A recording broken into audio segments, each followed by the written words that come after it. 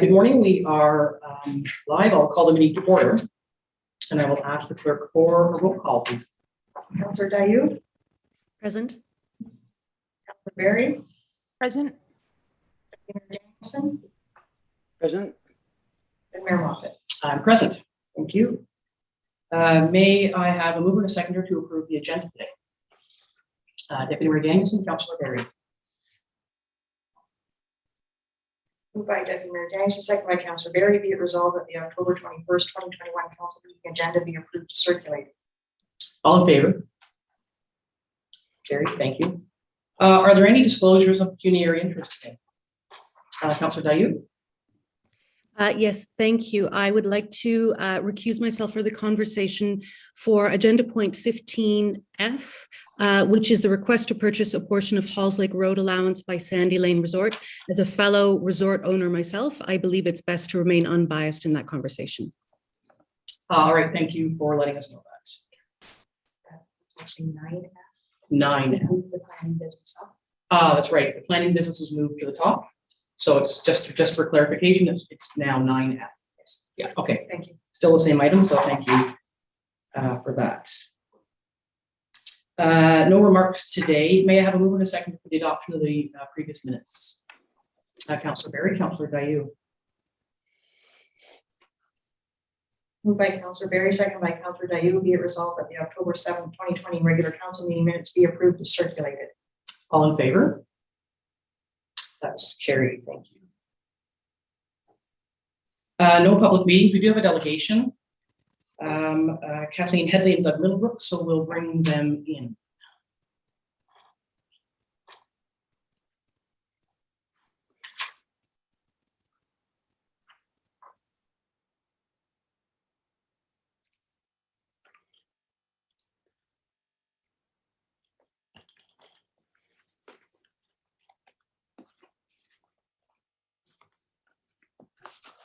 Can you hear me?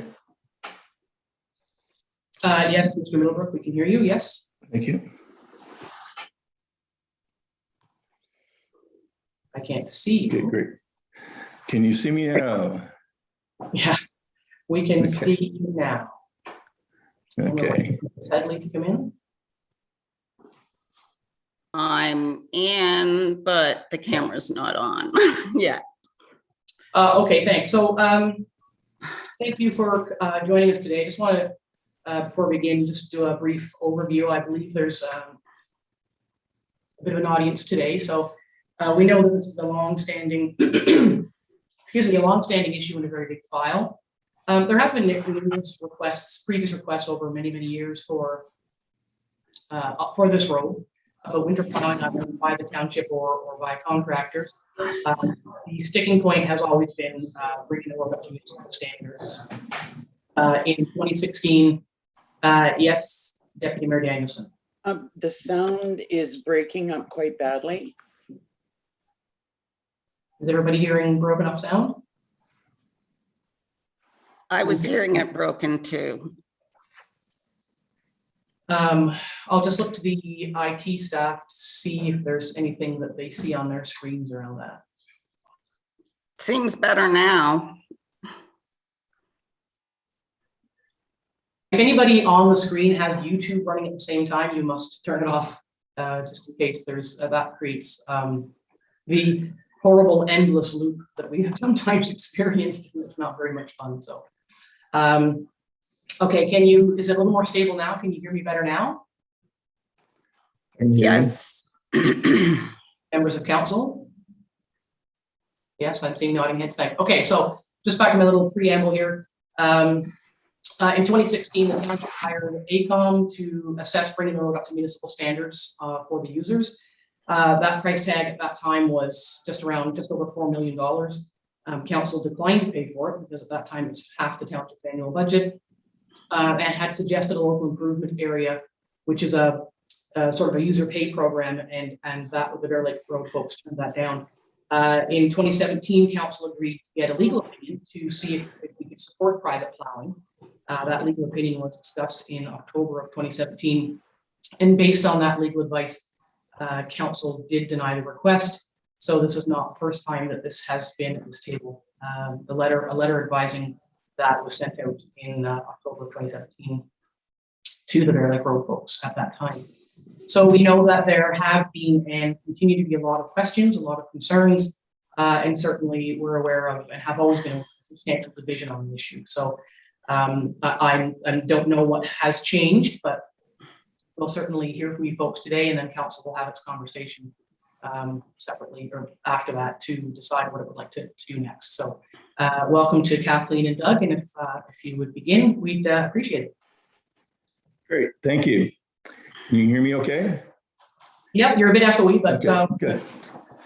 Okay, my name's Doug Middlebrook, and I'm the president of Bear Lake Road Winter Maintenance Association. And we're here today because 40+ cottage owners would like to safely access their cottage via Bear Lake Road during the winter months. I'd like to thank our councillor Jennifer Delieu for bringing our proposal forward.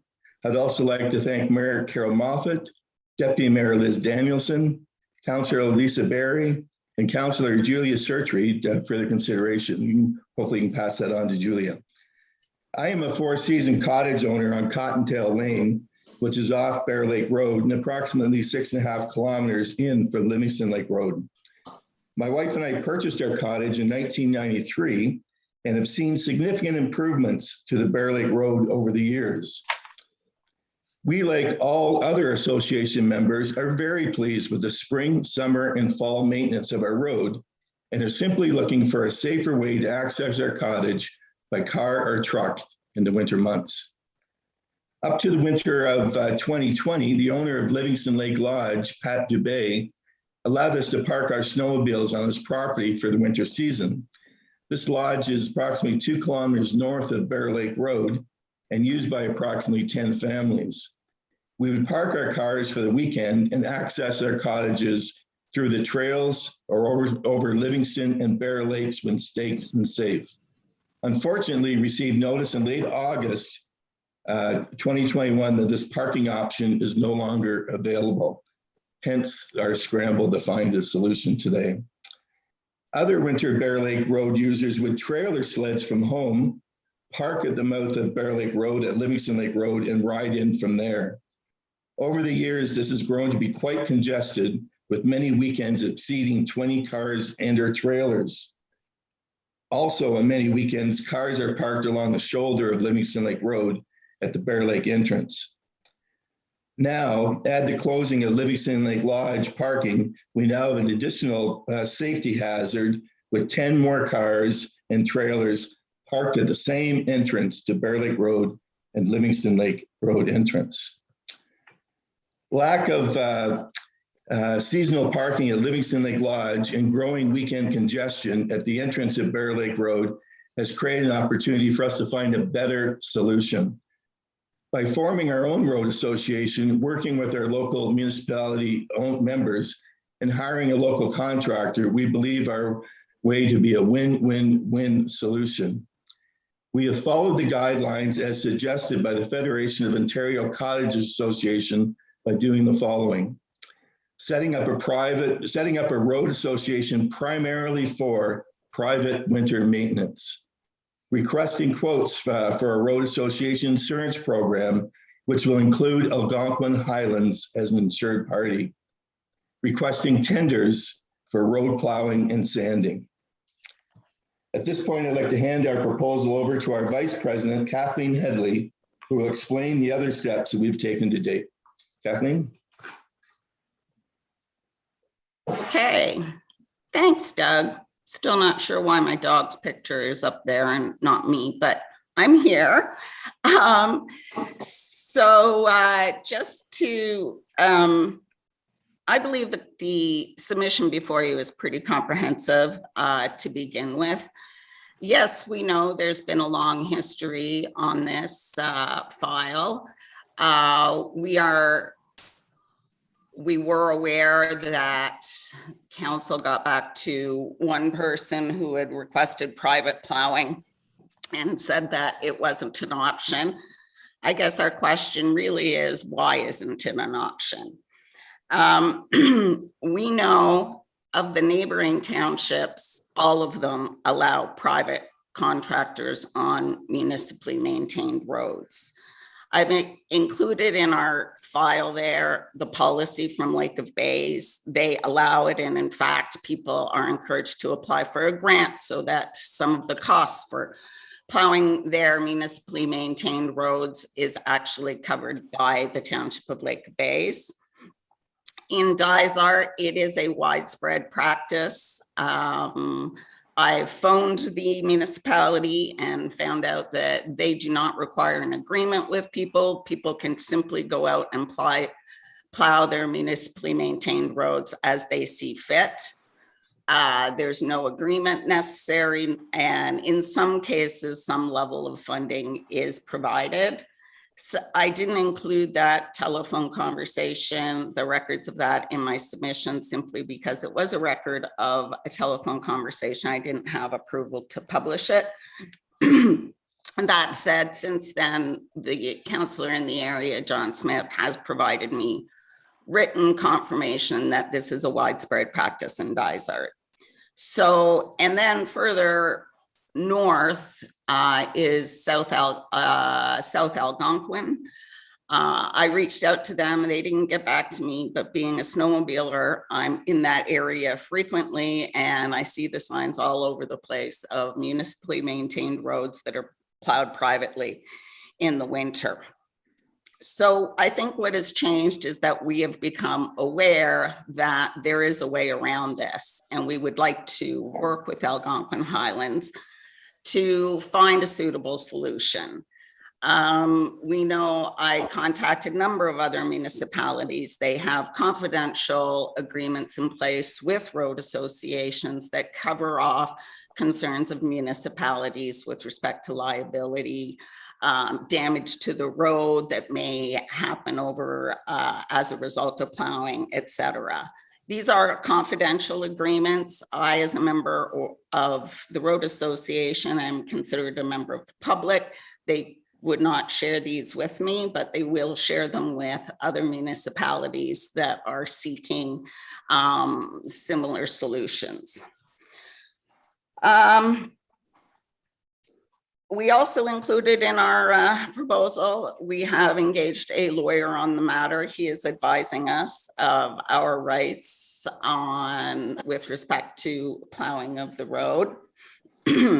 We also reached out to the Tall Pine Snowmobile Club. The Bear Lake Road is currently used as a snowmobile trail. All of us are snowmobilers. I think I can safely say that across Ontario, snowmobile clubs are being challenged more and more because many roads are getting plowed, and it's reducing the number of snowmobile trails across the province. That said, they also recognize that snowmobiling and vehicular traffic can operate on the same road. It's done commonly. So their position is, yes, they prefer that it stay as a snowmobile trail, but they understand that tax-paying citizens who want to access their property in the wintertime have a greater priority. So a few other comments on liability. This would be laid out in a agreement that we'd like to enter into with Algonquin Highlands. Insurance would be covered through a certificate of insurance. We, of course, now having a road association, we'd be as much liable, I think, as the municipality. So liability is a significant issue for us as well. So we want to cover that off. The road association would cover the costs of signage, indicating the road is being plowed privately. With, the wording on that signs could be laid out in any agreement as well. The economics of the situation, we know as we canvassed people on the Bear Lake Road, many were in favor simply because they do plan on changing their 3-season residences into a 4-season residence. And this will allow, plowing of the road will allow much needed winter jobs for people along investing in their properties.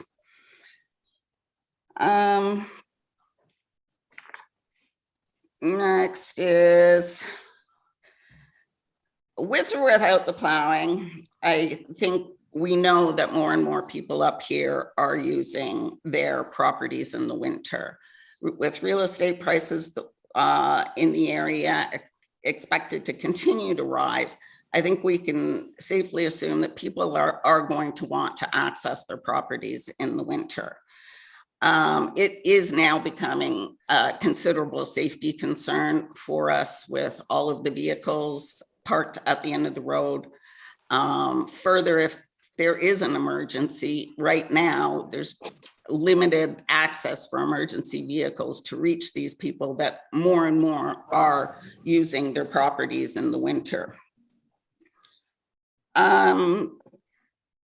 I also wanted to address the connection to Dysart as well. As you know, the Bear Lake Road is also used by some of the Dysart residents. I wanted to put aside any concerns that this is being driven by Dysart residents. Now we're up to 50 people or 50 families on the Bear Lake Road. Of the 50 that have expressed an interest in having the road plowed, only 4 of which are in Dysart. So this is not being driven by Dysart residents, it's really being driven by Algonquin Highlands residents.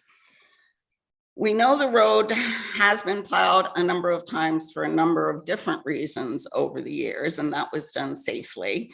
A number of years ago, it was actually plowed for logging well up into the East River. Jen had pointed out there might be concerns that a Jaws of Life vehicle could not access the Bear Lake Road once it's plowed. I think that since fully loaded logging trucks were able to use the road in the winter after plowing, I think we can probably assume then that the Jaws of Life could use the road. Now, I'm not an expert in that, but she did indicate to me that that was a concern. So, I mean, we can work that out, but I also want to point out that actually plowing the road would increase access to other emergency services, perhaps not the Jaws of Life, but other emergency services for people in the area. So really, we're seeking approval to the principle that we can enter into a confidential agreement with the municipality of Algonquin Highlands for us to plow the Bear Lake Road at the user's expense. And with that, I really wanted to leave sufficient time for any questions that you may have. Okay, well, thank you. I think you've touched on a number of the areas of concern that we've heard about over the many years. So for delegation, we have just a sort of question and answer to the delegates from council, and then council will have its own conversation when the delegates are off the screen, or would be back in their seats if we were in council room. So I'll go to members of council for any questions. I have a number myself, but I'll go to council for questions first. Deputy Mayor Danielson. A question to Kathleen. You had mentioned that there was funding provided to assist road associations. I'm wondering who provides that funding?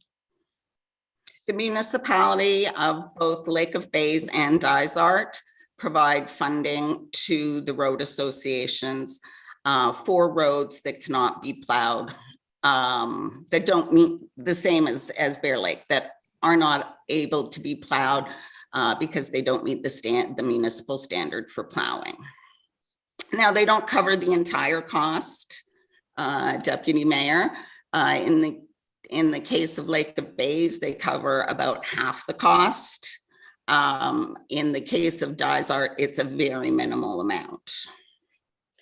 And one other point of clarification, Doug had said that there were 40 members or property owners that were interested, and you have said 50? Yeah. Is it 40 or Well, 50? it's a growing number by the day. The most recent email I saw was 51. I'm not sure of exactly their status, but it is growing by the day. And are they all residing on Bear Lake Road, or are some of them on offshoots? Many are in offshoots such as They're- Creighton, Lumberjack, and Cottontail.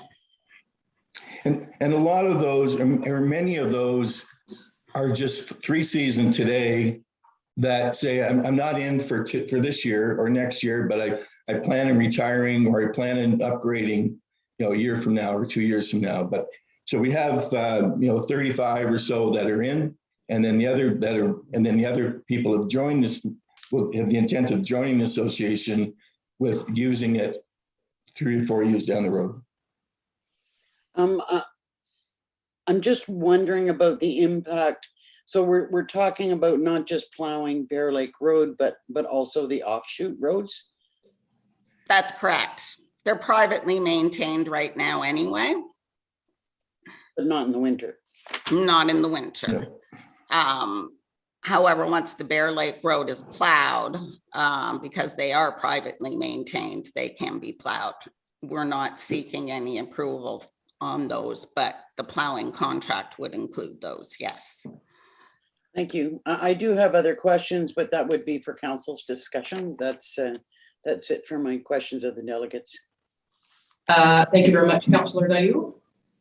Thanks, and thanks to Kathleen and Doug for your presentations.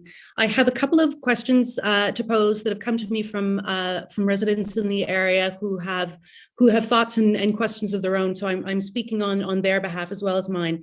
Question number one would be: what provisions do you have place in the road association for folks who have properties on the road, traditionally snowmobile in, do not care to join the road association, but may have to use the road, for example, if the snowmobile trail is shut down because of this, which is one possibility. It's not a guarantee, as we've discussed, but if that should happen, and those individuals do want to access their property, but they do not want to join the association, what provisions are in place for, what arrangement would you reach with those people?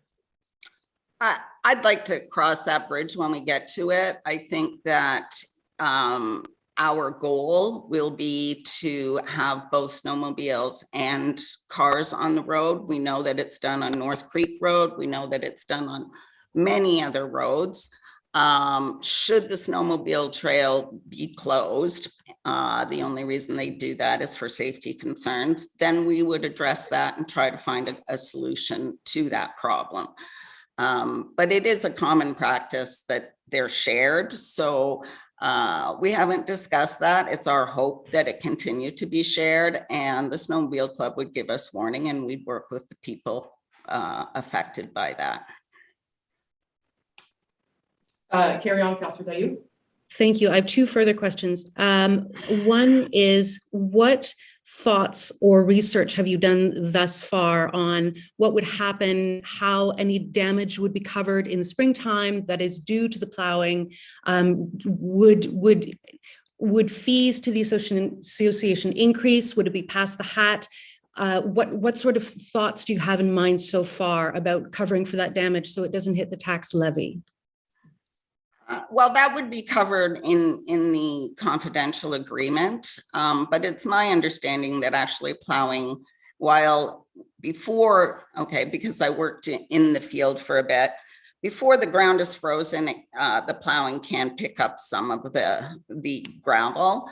However, roads are shaped such that the center is higher than the sides.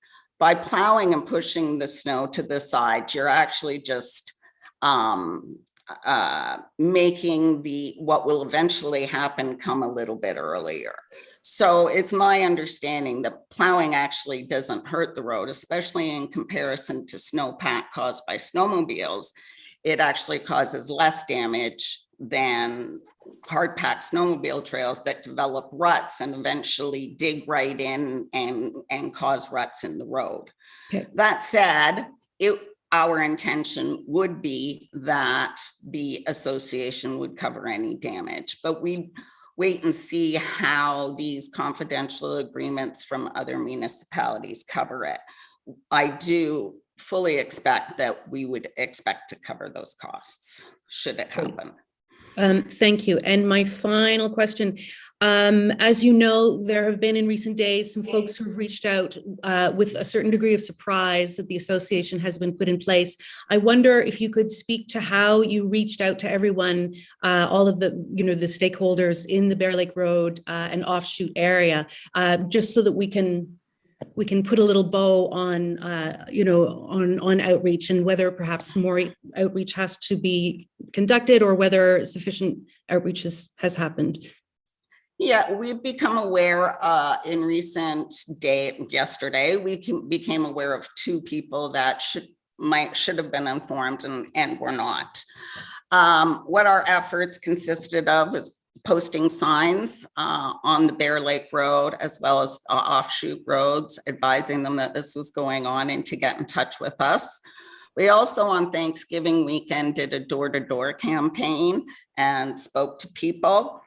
The 2 people that have been identified that we know of, one is a water access property owner. Those are challenging for us. We're not sure how, and they haven't been up for a while. So, we were hoping the signs would cover that, and clearly it didn't.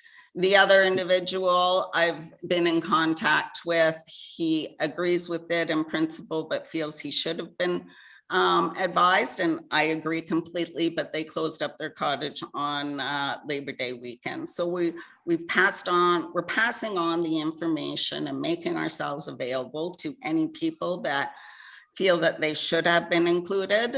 And as I said, to date, it's been 2 people. And we're doing our best. I will add to that in that all our emails that we would send out, we included, like, please pass this on to your neighbor. I'll give you an example. There's someone on Alice Drive that I only knew his email address. And they said, please pass this on to the people you know. And I received an email back, and those people, I think I received 5 additional email addresses that I was able to add to our list. So each one of our emails was, if you don't see anybody on this list, we kept on referring people, look at the list and please add. So that was the other thing that we did was please pass this on to as many people as possible. Thank you. That's all the questions I have, Madam Mayor. Thank you. Councillor Barry. Hello, thank you for your presentation. Has the association looked at costs? And also, do you have you said that there's 50 people on your list right now. What do you think the actual number is of people that would be able to use the proposed agreement? I believe right now. Two questions. The Understood. number of people? Okay, so plowing the Bear Lake Road in and of itself, we expect the cost to be about $20,000. That does not include the offshoot roads, and it does not include individual driveways. Those would be costed and invoiced separately.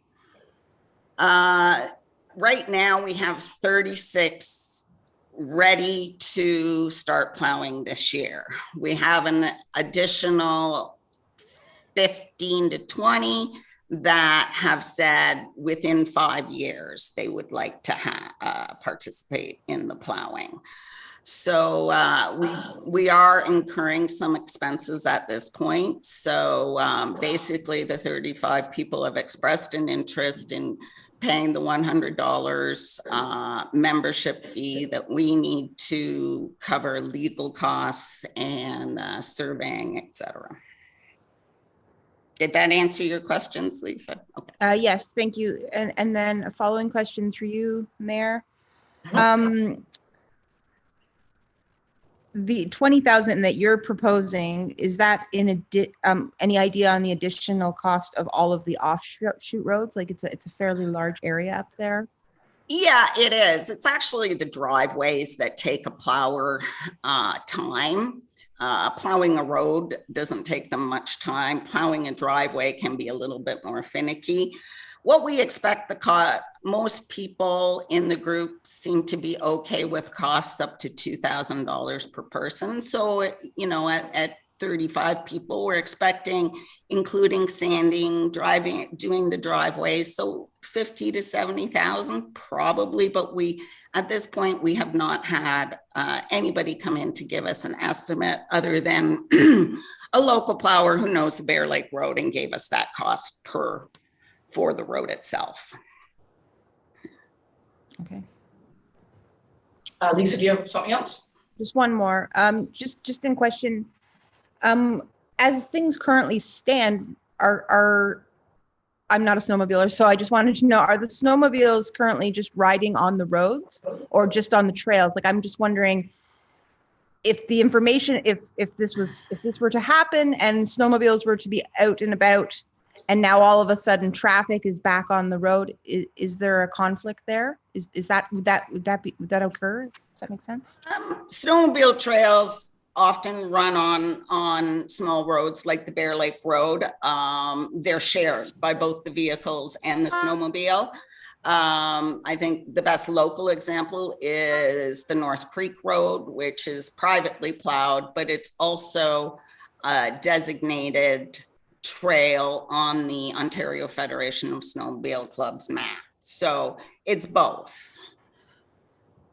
So it can work as both, and that will be our intention. The snowmobile club will, once we're plowed, if they have the space to run the snowmobile trail up the side of the road, they will do that. If they can't, then the road itself becomes part of the snowmobile trail, as well as vehicular traffic. It's sadly done as a snowmobiler myself. It's very common practice. Okay, thank you. Okay, thank you. We've been talking a lot about numbers. Is it 120 on the road? How many property owners are accessing their properties via Bear Lake Road? I recall 120 from a number of years ago. Is that accurate? That sounds close, yeah. We think that includes the water access ones, because I think we did a count at 105 to 110, but yeah, in that area, certainly. And then you've got, 10 or so in Kimball Lake as well. Okay, so we're looking at, 120 would not be inaccurate. Mm-hmm. Close enough. Okay, just wanted to clarify that, 120. I wanted to ask, sorry, I've got scribbly notes all over the place. Going back to the safety issue, historically, we know that Bear Lake Road is a forest road. So it's a bit of a woodland trek, and we've heard concerns over the many years about steep inclines and various hills. And there's been some work done there. The concerns have been in the past about winter access and safety. Would it be, you mentioned earlier, Ms. Headley, about suggesting it would be safer to have the road open than not. Have you spoken to the fire chief or the EMS chief to see if the vehicles that are currently in the various fleets could accommodate service on that road in the winter?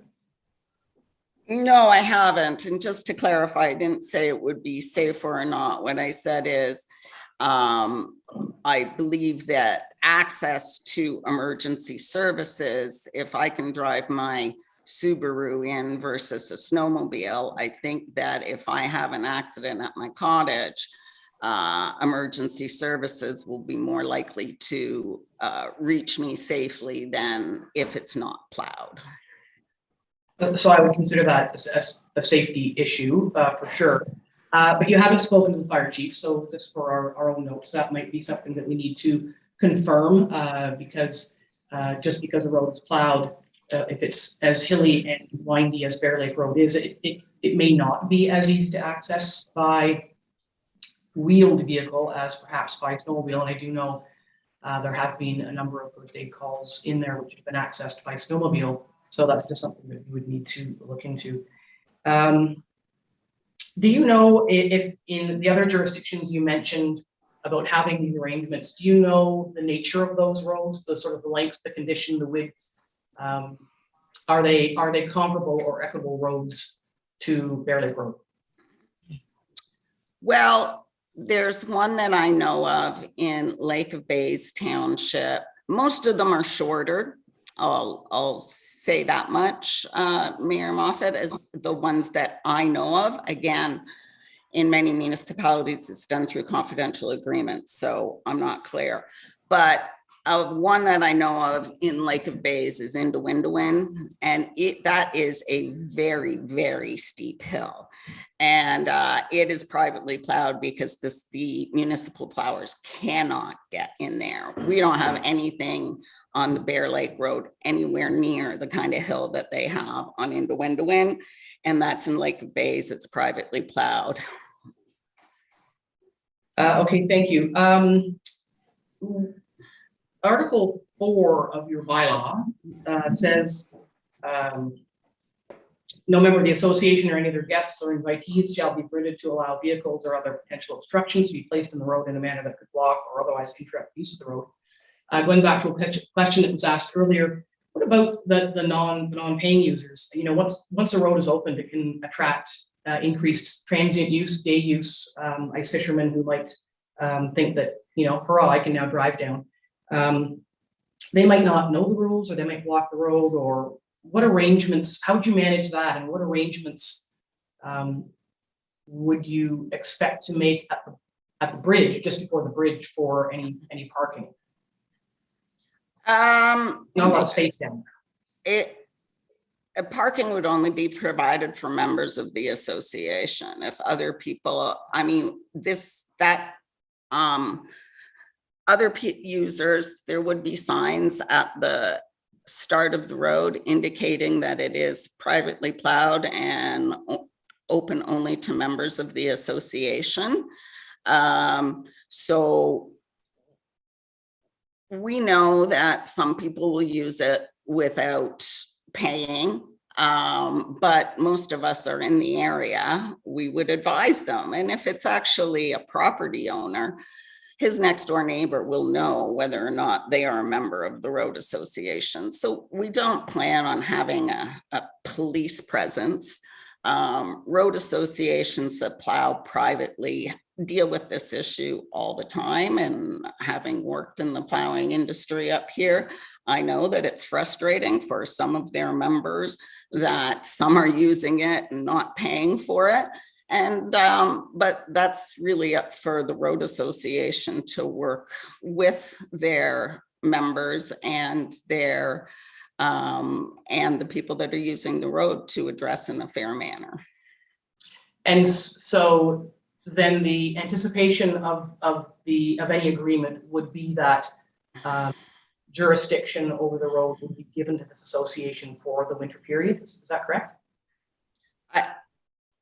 I guess, like I said, I haven't seen these agreements. The policy that Lake of Bays follows isn't so much that jurisdiction is given, they're just given permission to cover the road, providing they provide a certificate of insurance to the municipality. So just so everybody knows, I did reach out to the mayors of both Lake of Bays and Dysart. And so their program, the granting program they offer is not very large or widespread. Ms. Headley is correct that neither municipality requires formal agreements. However, both municipalities may be looking at that very shortly. So that in order for them to be indemnified and ensure that safety is undertaken. We know from previous inquiries, from one of the other times we have had this conversation, we know that the properties on a seasonal road enjoy a slight, what MPAC calls a downward adjustment in their taxation for being on a seasonal road. This has been raised in the past. I took the time to go through the several hundred emails I have from going back to 2014 and earlier on this issue. So if the road is opened and that adjustment is removed by MPAC, how are folks going to feel, especially the non-members who have really had no say in the matter? Well, we had certain offshoot roads would still not be plowed, and so their status would not change. As we went door to door, we only heard concerns about the increase in taxes, which wouldn't take effect for 5 years because you have to have it plowed for 5 years before they can say that it is actually plowed. So we didn't hear many people concerned about that. There are cottagers on one road, but that road will not be plowed. It actually can't be plowed because it has a very steep hill that simply can't be plowed. So the handful of people that we heard that from, we like to think it's addressed because their road, they will remain without four-season access. And as a corollary to that, would it be the association's intention to maintain the road in winter in perpetuity, or would there be an expectation that the township would assume that winter operation at some time? No. We don't have the intention of the municipality doing it anytime soon, which I realize that this has been in discussions for 10 years. And I don't want to say it'll never happen, but it isn't our intention that we would solicit the municipality to take over the winter maintenance. And that's one of the reasons why we put the name winter maintenance in our association name. Yeah, thank you for that clarification. We also know from our previous conversations that a tandem truck, due to weight restrictions, can't cross the bridge. So likely would have to be a smaller truck, perhaps a 1 ton or with a sander in the back. But it's a long road, as has been mentioned, it's 6 kilometers. So I'm not sure that 1 load of sand would do it. So what, and Ms. Headley, of course, with your experience, you might know this better than we would, but it's likely that there would be a need for several trips of sand on the road. And what would arrangements be for any sort of sand depot? Would there be an expectation that there would be any space made available, or the parking at the top of the road, would that become a sand depot and reduce parking spaces? Or talk to me a little bit about what your thoughts were on that. We haven't investigated that too much at this point. I do know, given the number of hills, the sanding would only take place on the hills, right? Any flat sections don't get sanded. So past the Bear Lake Bridge, there's really only one hill that needs to be sanded. And I'm assuming, of course, that the plow trucks will start at Livingston. I would think that a tandem would be able to carry enough sand to do the entire road, but I guess we'll be in touch with we haven't gotten to the point that we're talking to contractors yet. We felt that would be premature, but how they want to operate that, I guess, would be up to the contractor we engage. Right, and so just to be clear, that would not be up to the contractor you might engage around the bridge.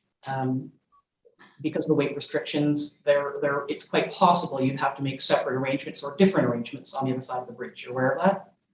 Yeah. Okay. And what about the bridge itself? Even if it was a smaller truck crossing the bridge, if there's a plow on the front, I actually happen to know how to drive a plow truck myself, not a big one, just a small one.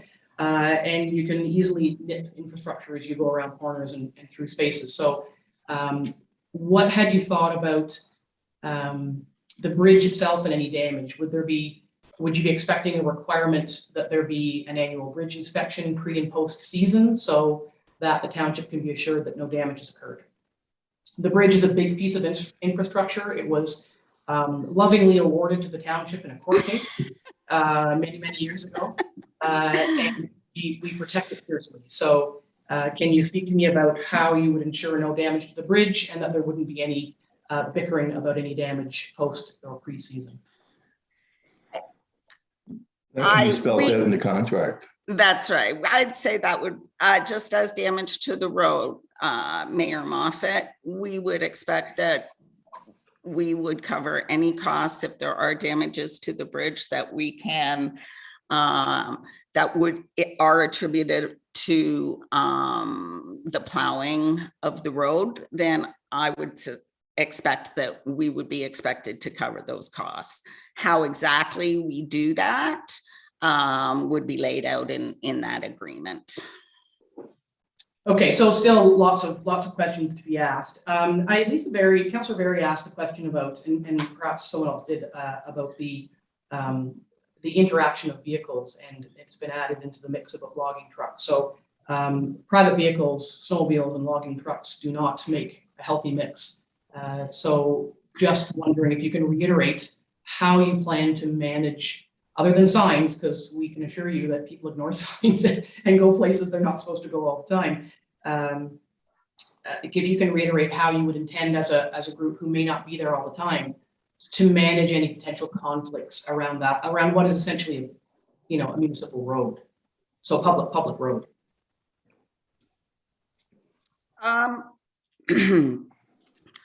I'd look for other examples. I don't know how that's done. There's no logging going on in the area that we know of in the near future that will be using the road. So, but if logging trucks are in the area, snowmobiles, I know they close the snowmobile trails at that point because it can't be done safely. But again, snowmobiles and vehicles are sharing trails all over Ontario. So it isn't a new thing. I look to see how it's dealt with elsewhere. In North Creek Road, probably near us, which is Route 65 into Dorset, is probably the best example of how we see the cars and snowmobiles interacting as far as sharing the road. And I would anticipate that research would be undertaken by you folks. You have reached out to the Snowmobile Association, the Tall Pines folks, and what have they come back with? What have they said to you? They have said specifically what they will try to do first is run a snowmobile trail along the side of the road. If that isn't possible, they will mark it as a vehicle and snowmobile trail. And if that cannot be safely done, they will close the snowmobile trail. So it's a 3-step process that is laid out by the Ontario Federation of Snowmobile Clubs. And so you would undertake that research and if asked, provide that documentation to the Snowmobile Club, or to the township? Yes. Okay, and what else? So I think as you know, as Councillor Dayu has mentioned, and certainly the councillors, Councillor Berry, Deputy Mayor Liz, and myself have seen this come forward a number of times before. There seems to be a little bit of an upset out there in the world, because we also do receive contact from folks ourselves around the idea of unjust enrichment that's been bandied about a little bit, and people are quite upset about that concept. So I'm wondering if you can explain how that works and what that means for you folks as an association and for other people who might be affected by such a legal term. That terminology just came from our website, from other precedent as far as case law. And we were asked what would happen, and we said, as a last resort, there is unjust enrichment, and your road association would do it if it was an obvious blatant abuse by an individual. That's just a last resort that we would use. And that's just in our research as recommended by other cottage road associations, they referred to this specific case. But hopefully, neighbors being neighbors will be able to work that out. Yeah, just to clarify, so really what that is once the road association is formed and is plowing the road, you know that some people will use it and not be contributing. This happens all over Ontario, so there's case law for it that basically says that the road association can remove any vehicles that are using the road and have not paid for the plowing. It isn't our intention to do that at all. We don't expect there to be a big issue. Generally, we maintain past the bridge on a very friendly basis, and we never have a problem collecting the funds necessary to maintain that road. So we don't expect there to be a big problem of people abusing the road association and the plowing that is being covered by the road association. We will be doing it in a friendly manner as opposed to a legalistic manner. And I will apologize if I use that word, I guess, openly, and that was not my intent. Unfortunately, it's still out there, and it's got some folks a little nervous because what it's being understood as that if somebody does, and you're right, it does happen all the time. People who don't pay for access to places, use it anyway. And what's the threshold of blatantly abuse, and are you prepared for potential interpersonal conflict? And what were your thoughts be on if you had to implement that? Is that a lawsuit? So, and if yeah, well, is that a lawsuit? Yes or no? Because I'm not familiar with it. Mr. Middlebrook, perhaps. There's I don't have it in front of me, but there's two cases that the road associations have referred us to that show the step-by-step process that you would do it, and it's a small claims court. Again, so just look at the value of what the cost would be even to go to small claims court to do it. But it's something that if you find that, again, blatant abuse, then we, over a period of years, then we may look at that, but that's why it's there. Okay, so forgive me for sounding obtuse, but so if there was persistent perceived abuse by somebody who didn't want to belong but started using it anyway, that you would take them to small claims court. Is that the process? I'm just trying to clarify what the process is. We would have to, based on the association, whatever we decided as far as a membership, if we felt that was justifiable, it wouldn't be my decision. It would be our association's decision. Mm-hmm. So what about, I think I'd probably wrap up with this one, but I'm just still struggling a little bit with, if we've agreed on 120 users and you've got 36 ready to go for this year and 15 to 20 within 5 years. And what about the people who don't want to participate, who may feel, they're taxpayers too, and as Councillor Dayu mentioned, they have a very traditional way of getting to their cottage, and they feel that that may be interrupted, or how are you looking for us to balance the needs of those interested in this initiative and those not? And I know you've said that more and more people are coming on board. I appreciate that, but there are people who aren't simply not interested, and we've heard that over and over the years. So again, what would be your expectation of how we as a decision-making body would balance the needs of all taxpayers who use that road? Well, to be quite frank with you, you're going to have to balance them. And while some people are truly opposed, that number is, from our reaching out to date, is significantly less than the people who either just say, that's great, fine, do what you want to do, I'm out, or yes, I'm in, or yes, I'm in soon. Quite frankly, I'd say the majority, over the 120, are definitely in the yes, we're in favor, whether or not it's now or in the future. Only a very small number that we've heard from are truly opposed to the concept. So I think it's the same as you balance any issues. You look at everybody's concerns and recognize that while you may get, and I'm sure you will get, a number of emails from individual people, the road association today is 36 and it's growing. So really, Doug and I are here backed by quite a number of people. You know, if I don't know what else to tell you, all we've heard is very few people are truly opposed. Okay, thank you. Right, I'm sure we'll continue to hear. I know that Councillor Dayu has been the point person on this as the local rep, and I think her inbox is fairly full. So. And the lake has evolved since, as I said, we were here in '93, and I would assume probably 90% of the cottages on Bear Lake were 3-season cottages, and just the evolution I've seen, just even on Cottontail Lane itself, and the number of people that are either coming in year-round or have given us, I'm in a couple of years.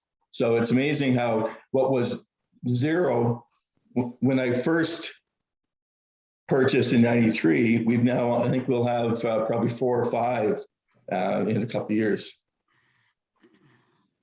Okay, thank you. I think that's probably it for me. I'm going to go back up to council if members of council have further questions, and I see 2 hands. Councillor Dayu, go ahead, please. Thank you. I've got one question and one question/comment, I suppose. The question I have is a tandem one to the safety question. As Mayor Moffat has indicated, really the person who can tell us what's possible with emergency vehicles is the fire chief. So we'll be looking, you know, to receive some information from the fire chief on that.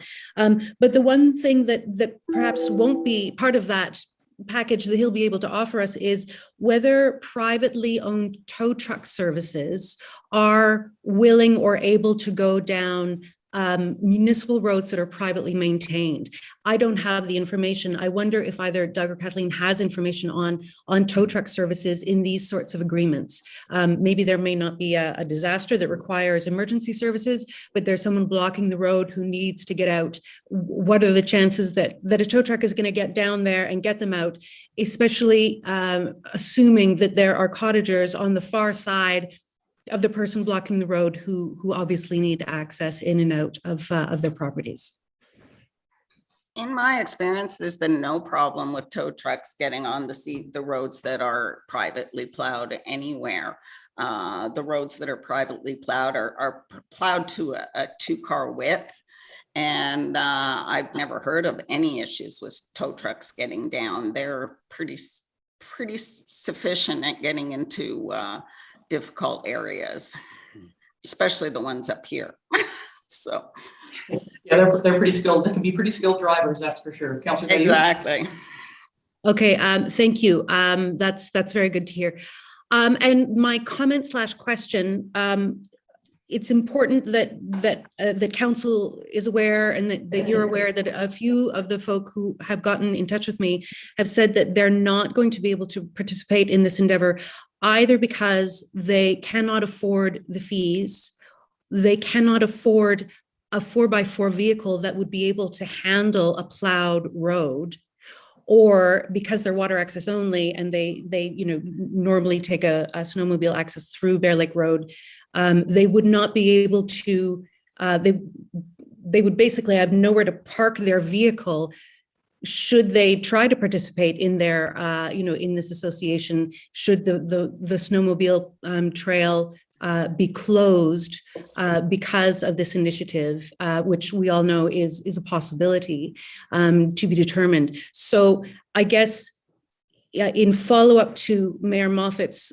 thoughts around this issue of membership, I would put out there and ask if you had any comments about people who may actually be precluded from their properties, from accessing their properties because either they do not feel safe driving their vehicle down a privately maintained road in the wintertime, whereas they would have felt safe on a snowmobile, or they simply cannot afford to participate or cannot afford a vehicle that that can do that. I think that is a fairly important question, especially when we talk about the balance of needs of taxpayers. And one thing that is sure, everyone believes in the concept of accessing properties. They all think that would be great if it were possible. So these folks are just concerned that the access that they currently have may no longer be possible if this goes through. So do you have any thoughts or comments at this stage on that? We have considered, we would, go ahead, Kathleen. That would only be the issue if the snowmobile trail is closed, right? It's only an issue if that happens. I mean, I am an avid snowmobiler, and snowmobilers ride on roads all the time. If that does happen, if the snowmobile trail needs to close, then we would have a discussion with those individuals as an association and try to cover their concerns. I absolutely agree. If there's no intention by this association to limit people's access to their properties, it's the opposite. We're trying to get people to have better access. If our actions end up resulting in people having less ability to get to their property, then we will address those individually with those people, whatever their condition, their circumstances are. We can plow small parking lots for people with water access properties on the sides of the road. They do it all the time. There are solutions for that, but again, that would only be an issue if the snowmobile trail is closed. So I just know, being on a snowmobile as much as I am, they're everywhere. If it happens, we'll address those issues, but it's our full intention to be able to snowmobile and drive the Bear Lake Road.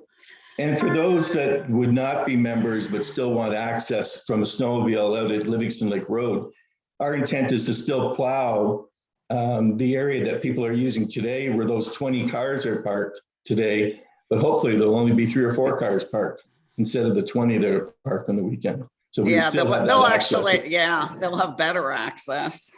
Right. Councilor Berry. Just in I'm glad this came up. My question about parking is, I know down here in this end, there's a constant influx of fishermen, fisherwomen, fisher people wanting to come and park. And it's like the moment the word is out that the fish are running or the fish are there, all of a sudden, a sunny day in the middle of January, you can't turn around, you can't park, and now you have traffic as well. I just wonder, by opening the road in the winter, if that has been considered, extra parking issues that would possibly come from this. Well, on the road, there's really only 2 places that I think that fishermen would want to access. And I think clear signs saying no parking on the road that disrupts traffic would cover that concern. The Genie Lakes might want to be accessed by fisher people, and then at Bear Lake around the landing or near the bridge. I think that safely marking signs, no parking, should cover that. If it is an issue, then we'll address that in the future. But there's only 2 areas that ice fishermen might want to use. And if that's the case, then we put up signs and indicate they can't park on the road. Well, it would be a magical world if people paid attention to signs in the winter down a windy road. And I think to Councillor Berry's point, and that's why I mentioned earlier about the potential attraction of transient users. It may not be in your world, but certainly in our world, there is an increased desire for access to water and recreational opportunities, especially given the pandemic and people's change in attitude toward how they like to spend their time and more time being spent outdoors. And I would put a star beside that one if I were you folks, because I think once word gets out, to Councillor Berry's point, that there is drivable access, that there's possibly drivable access to a relatively pristine area, that you might have a problem there, and your signs aren't going to cut it. So you're going to have to, take a second look at how you're going to police that, essentially. Okay, And but this is- Yeah, and this is also- where we can go to other road associations for advice as well. I want to point out that you're right. There's people will do crazy ass shit. Quite frankly, right now we have people driving the snowmobile trail all the way past the Genie Lakes. So, we can do what ifs till the cows come home, but we have people trying to drive. They look at the snowmobile trail and they think that it's drivable and they get stuck down there. And then a number of us have been trying to push them out all like 4 or 5 kilometers into the Bear Lake Road. They're driving it, even though it's clearly marked, it's a snowmobile trail. So yeah, there are some crazy people out there, and some people will do some crazy things, but all we can do is try to prevent that the best we can. I feel compelled to remind you that this is a council meeting, and the phrase that you just used a moment ago is inappropriate for this forum. So Excuse me, sorry. Find our language a little. Thanks. Deputy Mayor Anderson, your hand's up. Yes, I have one question and then a couple of comments to make, if that's all right. With respect to the number of 120 properties that use the road, do we know, does anyone know, how many of those properties are Algonquin Highlands residents and how many are Dysart residents? Ms. Headley, you might know, I believe Ms. Headley's a Dysart resident, so. I am. There is 1, 2, 3, 4, 5, 6, 7, 8. 8 Dysart residents. In total of the 120? Mm-hmm. Out of 120, yeah. And so that will be one of the things to discuss. Ms. Headley, you may have been in touch with John Smith as your ward councillor, but he doesn't speak for the municipality. So that will be part of our conversation is how any permissions, authorities, or arrangements, if this moves ahead, you may have to have a separate agreement with Dysart. But I'm not sure. I don't know. You may recall from. They are all private roads in Dysart here. Yes, but so anyway, we'll deal with that because it's always complicated when you're in 2 jurisdictions. That's all. So that's something. Yes, understood. Deputy Mayor Danielson. If I make some comments. Are these comments to the delegates, or we're just going to wrap up with the delegates and then council will have a Okay, well, they're really more comments to council, but I'm sure the delegates might like to hear them. Well, they can hear them because they'll still be on the screen, but not part of our conversation. I do want, my final point is to circle back on Ms. Headley had mentioned about tow trucks in response to Councillor Guyu's question, and said that you mentioned 2-car width.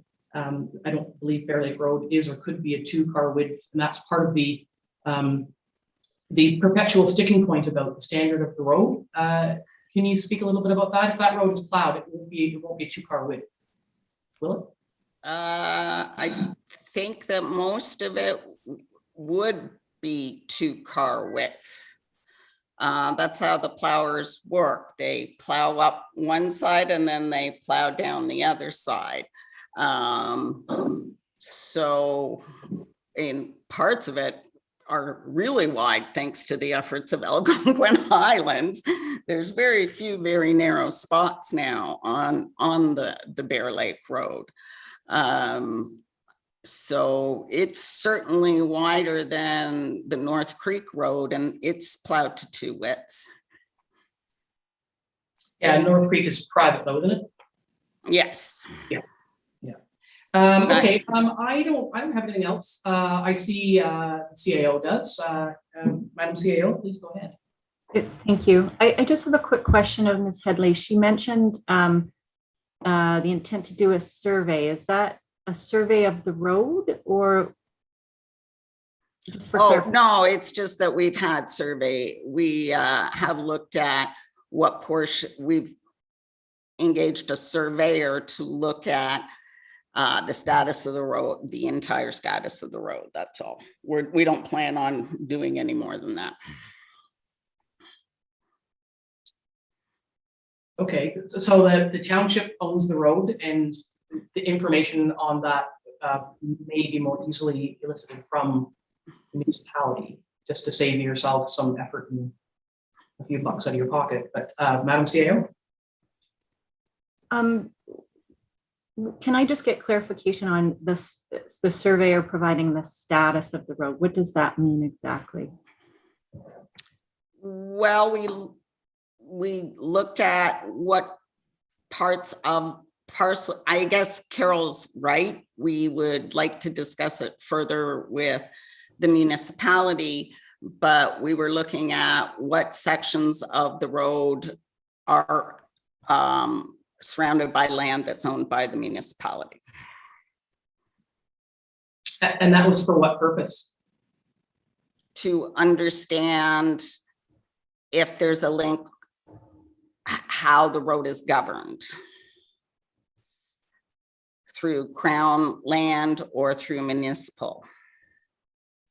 So the township has owned the road. It's a forest road, as we know, and we somewhere there's a very complicated document that outlines the who, the what, and the when over the many years. That's available. I believe that's a public document.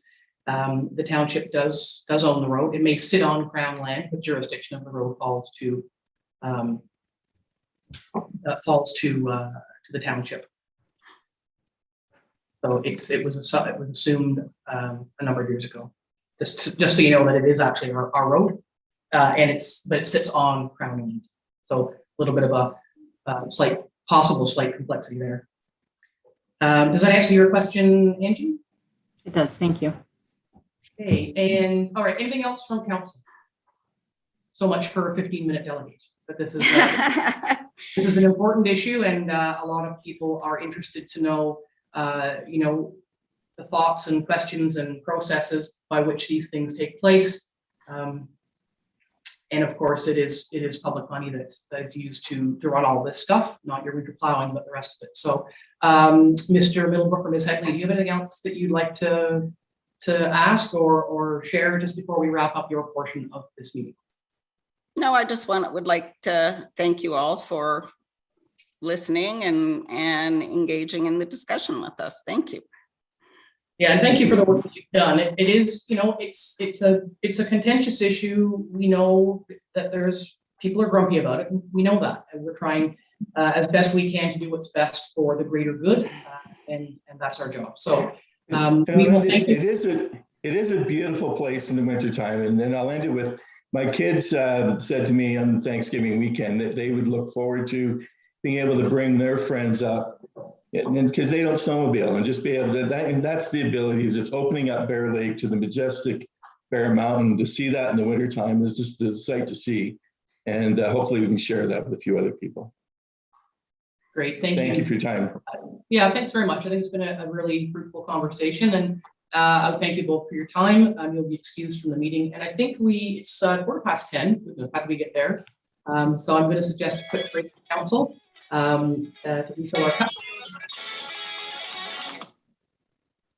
Thank you for turning that off, and we can reconvene. It's just about 10 past, about 20 past. Is that all right for council? And then we'll carry on our conversation.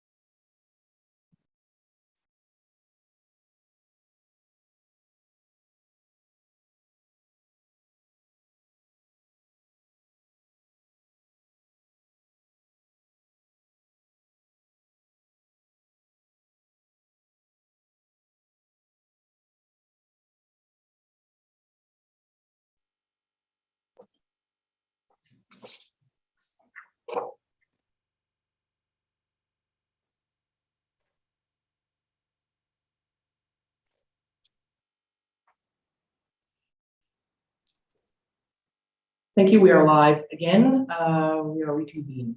So we'll just follow up from the delegation. Lots of good questions asked, lots of information provided. So council can have its conversation around any thoughts, questions, and future needs to find a position on this. I know I have a whole page full of things that I think require feedback from various staff members, possibly legal counsel and other agencies like the Snowmobile Club. So, Deputy Mayor Danielson. To be perfectly honest, I'm a bit surprised at what appears to me to be a somewhat laissez-faire attitude by some municipalities in not having agreements in place for use of their roads. There are an awful lot of ifs that we heard today that I've got concerns about. At the top of the list of my concerns would be liability. Given joint and several liability, I'm not sure that any insurance policy that the association took out would in fact completely cover us. It just seems like we're always on the hook. You know, it's our road. That's the bottom line. So I would have concerns about that. And I think that there's a number of things that we need to follow up on, as you just said, Your Worship, that before we can come to any sort of clear decision, including but not limited to the use by emergency vehicles, not just fire, but also EMS. If we can get clarity on the impact to the Snowmobile Association and their position on that. It's my understanding that the road would have to be maintained up to municipal standards, and I'm not sure that we would, or anyone would be able to do that, which was one of the problems that we encountered before. I was wondering what responsibility, if any, Dysart has. It doesn't sound like they do have a lot of residents associated with this issue, but if there's any responsibility there. This is a policy change for us, and it's something that I'm not sure we can just look at Bear Lake Road on its own, or whether we need to consider the implications of other similar situations. You know, I would like to hear from our Public Works Director on some of the comments that we've heard about maintenance and type of maintenance and damage, and you know, whether Ms. Headley's comments were correct about use of plows on the road. I think that for now, those are some of the concerns that I've got. I would hesitate to say, but even if we did go ahead with an agreement, which is completely up in the air right now, it certainly wouldn't be in place for the whole of this season. If there's any expectations, it's far too late to be coming to us for having an agreement in place for this season.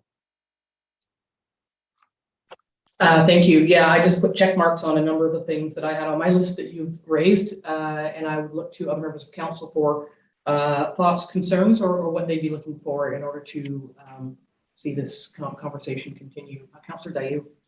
Thank you.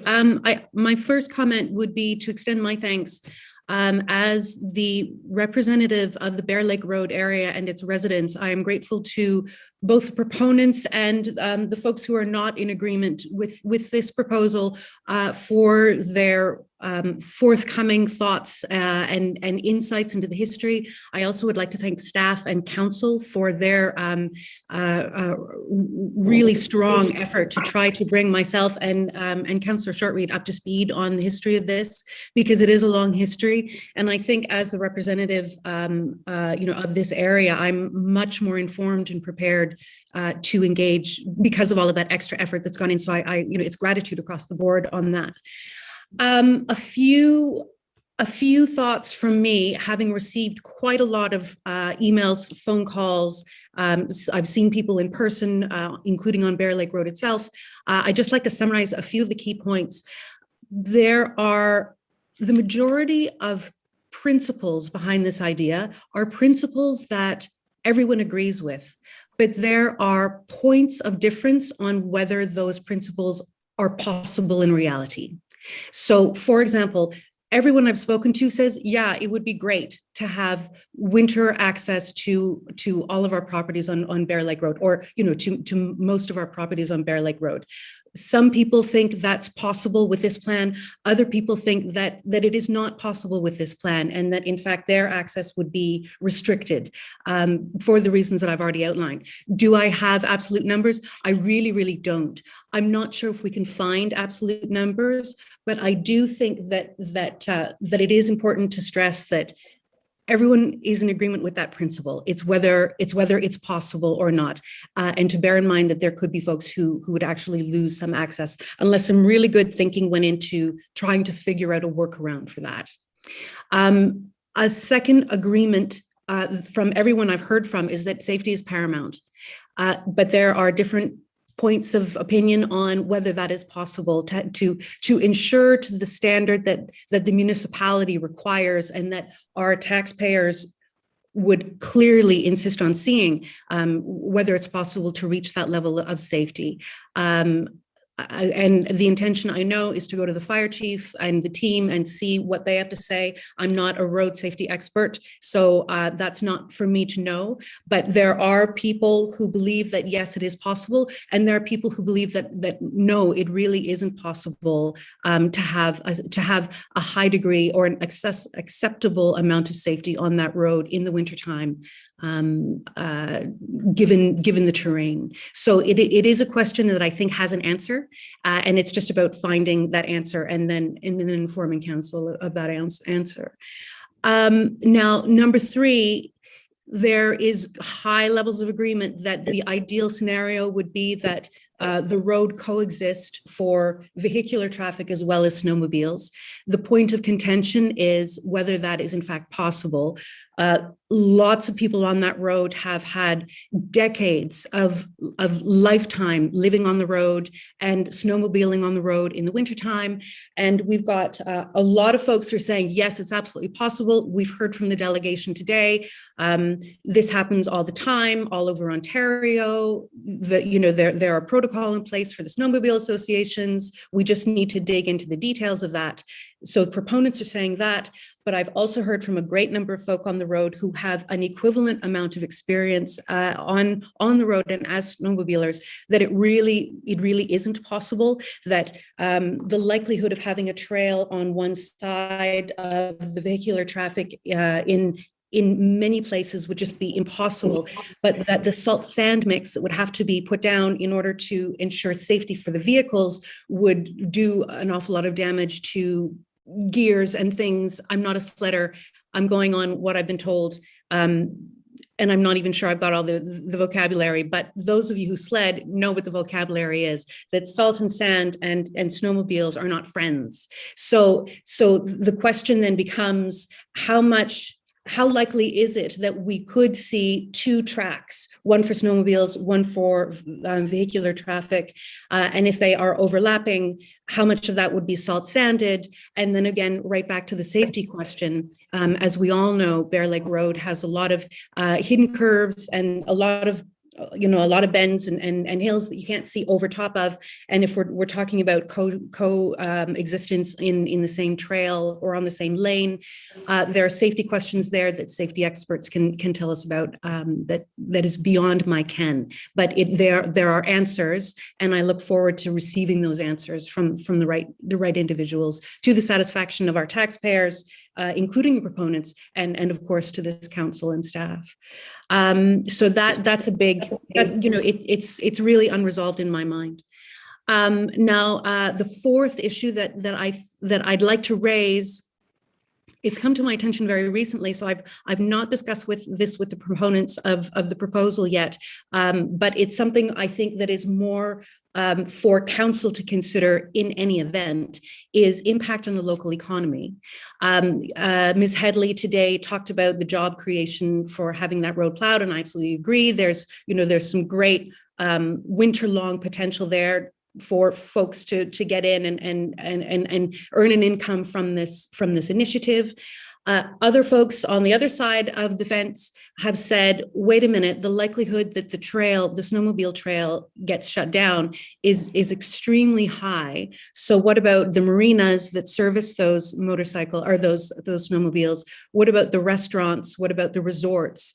The Bear Lake Road artery, from what I've been told from sledders, is a major artery between the trail system to the north and the trail system to the south.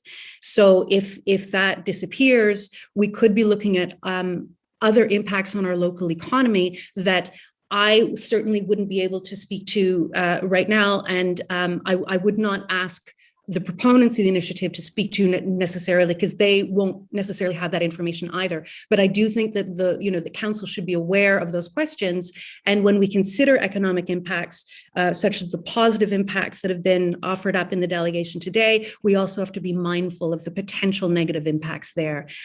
Not sure how we come to the bottom of that, or if that's something that we would look to come to the bottom of. I put it to council for thoughts on that, but it is a consideration that I think we very much have to bear in mind. I think that's where I will leave it.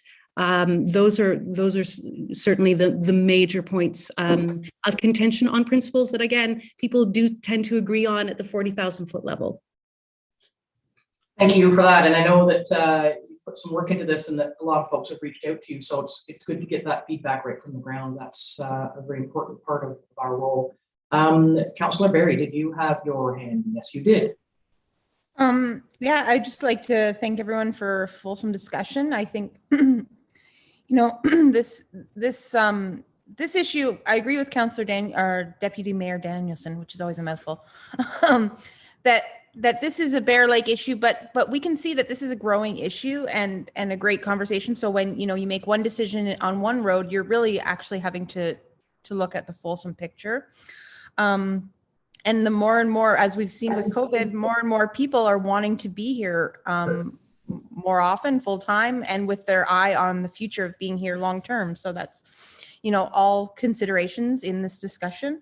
I too am interested in hearing from the fire chief and the roads supervisor and hearing what they have to say. I remember very distinctly early in my council career of sitting with Public Works and learning all about municipal standards and how often the roads have to be not just plowed, but monitored. And I think those are things that we need to consider. A couple concerns I have with the presentation today was many great questions and discussions, but there was a lot of, we'll address that in the future. And I think that in order to have, the right rules in place and situations that are safe, those issues have to be discussed at the forefront. So that's sort of where I sit right now, is things about parking and maintenance and safety. I think all of those things have to be addressed at the front end. Thank you. Councillor Dayu, back to you. Thank you. There is one final point that I forgot to mention, and I would like to put forward. A question for members of the council would be, we did hear today that the proponents feel that there is a good majority of folk who are in support of this initiative. I've also heard from a number of folk who are not in support of this initiative. As Mayor Moffat has raised, there are also a number of residents and taxpayers out there from whom we have not heard. And I wonder what our threshold is on knowing what the degree of support for this initiative is before we consider it a majority supportive initiative, and how we achieve that. Or not how we achieve that, but what expectation we have for that being achieved, I should say. Yeah, thank you for raising that. That is something that was discussed extensively the last time this issue hit the table, and it's very difficult. We had said, well, my notes indicate that we had a conversation about polling the members to see what they want to do, and then it was volleyed back. Well, but you're a decision-making body. You don't poll the citizenry for most topics. Our job is to work within our wards and bring that voice to the table where we are the decision makers. And so we couldn't figure out how to do it, because we would have to spend taxpayers' dollars to set up an individualized vote, which is technically sort of a private referendum. I'm the clerk could speak on that. She sort of would have to have some input on that. And I don't know that we should have to do that, but you do raise a good point, because we have to consider, decisions we make on a daily basis are in the best interest of the community, as opposed to what's in the best interest of a specific user group. And we have tried over the many years, we don't do that. We don't make different decisions for different groups or different lakes. And so that's difficult to reconcile. That was one of the things that I also had an inquiry about is, how do we know? And I don't know that we can know that. I think it's best fielded, sorry, Jen, but best fielded by you as the council rep for the area. And we need to say to folks, stop debating this on Facebook. We're not looking at Facebook. We don't make decisions based on Facebook comments. And that's a hard stop. So if people want to reach out to you or to any of us via email to explain their thoughts on this, that's the avenue they need to choose, because we don't govern by Facebook. So I think that's an important point we have to address or have consideration of. I'd like to circle back to a couple of comments that have been made. The joint and several is a huge one. I think it would be very difficult to defend. So for joint and several liability, for those who may still be watching and don't know, is a provincial dictate wherein if a municipality is deemed to be even 1% liable or responsible for a negative outcome, they can be 100% liable for the payout.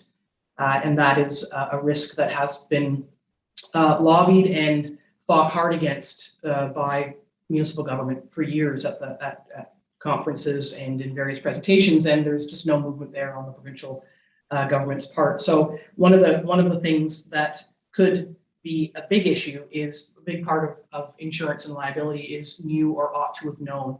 So if we have previously said that the township feels unsafe in plowing that in the winter, then why would you say that it's now safe enough for a private person to plow it? So that's another piece of the consideration. It would be pretty easy to say, well, it's your road and you knew that it might have some safety issues, but you let people plow it anyway. And we all know that when there are lawsuits, they happen all the time, but they're not public. They are private. Most of the time they're private undertakings. So while there is definitely a coexistence of vehicular traffic, snowmobiles, and other users on roads all across Ontario, we don't govern all of Ontario. We govern Algonquin Highlands, so we need to be considerate of our specific area. And it does happen all over Ontario, and so do the lawsuits. And then when you introduce the joint and several liability, these have been the traditional sticking points on this. Agreement with the Tall Pine Snowmobile Club. I think there would need to be some discussion. There's been some emails that have been shared, but we do not have a formal position of the club. And one of my questions would be, like any club, if they are a incorporated organization, they have a board of directors and a voting strategy and a quorum and all of that. And I would think that the decision whether or not the club supports or does not support any change on the road should come from that body and not just from one or two people via email. So, our job is to make sure that we undertake appropriate conversations and have appropriate outcomes. And I'm not sure that a couple of emails does it in something this big. I would have to say, I'll get in trouble for this, but if we don't currently have an arrangement with the Tall Pine Snowmobile Club to use that road in the winter, that's something maybe we should be considering, so that the township and its taxpayers can be held harmless. That's a bit of a side issue. Yes, to the fire chief's position and EMS. I know previously that the previous fire chiefs have said that they didn't feel that the road was navigable with single-wheel drive fire trucks in the winter. So we would definitely reach out to the chief on that. And it's our job to undertake our due diligence. So whether public opinion on safety doesn't matter to us. What matters to us is our due diligence by speaking with our fire chief, our EMS chief, and our public works team. So I know that there's lots of varying opinions on what is and isn't safe, but we also don't govern on what Frank said or what Joe said. So so we've got some documents to assemble, a lot of questions to ask from what I'm hearing. I think it's pretty clear. Additionally, that Bear Lake Road is not a 2-lane road. I think having been on it a number of times myself, and Councillor Dayu, you've been on it recently, so that is an issue. Ultimately, our role is to make good decisions that protect the township and its entire tax base. And I think that's the position we have to take when looking at this.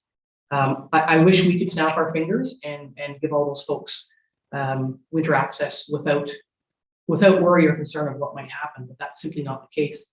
I'd also like to see if we do have a legal opinion from 2017 and if anything has changed reflective of that legal opinion. So we might have a look at that, particularly around the issue Deputy Mayor Danielson raised around municipal standards for the roads. That's a sticking point for me. And finally, I would just like to say again, with public opinion on safety doesn't necessarily sway the vote or sway the outcome. Neither does public opinion on or what happens in other municipalities. I mean, to me, that's like saying, if all your friends jump off the bridge, would you jump off the bridge too? So what is or isn't happening in other municipalities may be a model to look at, but just because other people are doing it, we would need to decide whether we were going to spend staff time to look at other agreements. Just because they're happening in other municipalities doesn't mean that we have to do it here or would deem that to be in best interest, especially if the roads are very different in their nature and condition. And we know the Bear Lake Road is, it's not an easy road. If you drive it every day, it probably is an easy road. And also my final thought was around what we need to look at is there was a comment made that if a Subaru can get in there and a logging truck can, it shouldn't be a problem. Well, a logging truck and a Subaru are very different. A logging truck is a big, huge vehicle with a large engine and likely has chains on it. So it's a different, and logging is managed through the provincial level. So we would have to address that should it be raised. But that's it really. I guess it sounds to me what I'm hearing is we all have a number of questions. I know that the CAO has been madly taking notes, as I'm sure we have as well. So we do need to go and get some more information from staff and from other sources. Deputy Liz, you're on mute. Sorry, that's just in case I'm clicking my pen. I keep myself on mute. Just one question about you'd mentioned checking previous legal opinions, and it's somehow sticking in my mind that one of the things that we were advised in the past that any agreement that we had in place had to be registered on the title of all the participants in the agreement. I'd really like to double check that because I think that raises another issue for everybody, for both the association and for the municipality if we were to have to do that. I think anything like that would fall into revisiting that legal opinion. Just to clarify, Councillors Dayu and Shortreed were not at the table during that conversation, and can have access to those documents. They haven't been part of the conversation. So I think that there's enough things raised today to just revisit that. Okay, so I think, Madam CAO, you have enough notes of what questions council have and what it's looking for, and we will then look to you to work with staff to find out how quickly or not quickly this can be assembled. No one is sitting around looking for a job, so it has to be folded into existing work plans, which is part of how it works. So we'll see something coming forward, and if there's nothing else that council wants to say on this, I would ask for a mover and a seconder to receive the delegation. What does your piece of paper say there, Madam Clerk? Receive and direct staff to bring back further information. Right. So you've heard that. May I have a mover and a seconder? Deputy Mayor Danielson and Councillor Dayu. Moved by Deputy Mayor Danielson, second by Councillor Dayu. Be it resolved that council received a delegation from Kathleen Henley and Doug Middlebrook regarding winter maintenance on Bear Lake Road, and the council directs staff to bring back further information as requested by council. All in favor? That is carried. Thank you, and thanks again for that conversation. We will move into item 9, planning business, because that conversation wasn't brain weary enough. We're going to go to the zoning bylaw update, and we will bring in the planner.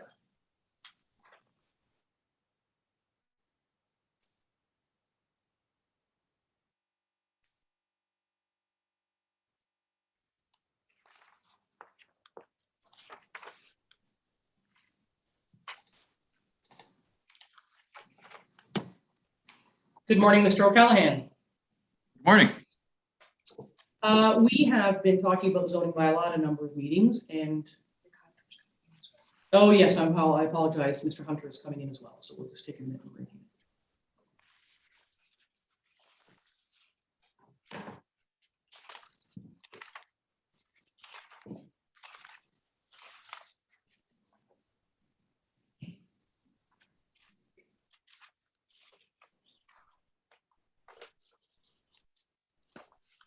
There he is. Good morning, Mr. Hunter. Thank you. Good morning. So I was just saying before you just came in, I started talking before you were with us, we've been at this for a number of drafts. We need to get moving on the public process part of this. So I will, I'm not sure, I'll ask council if they need have any questions or clarifications on the work done to date. And then we need to get set in some dates for the public part. So if either one of you or both would like to take it away, please do so. So yes, this is the latest draft of the bylaw, which incorporates all the comments and proposed changes that council has directed. So this is the document we just want council's final blessing on before initiating the public process. Can you both advise, as we know, planning documents are seen by many to be a bit snooze-worthy. They can be difficult to understand.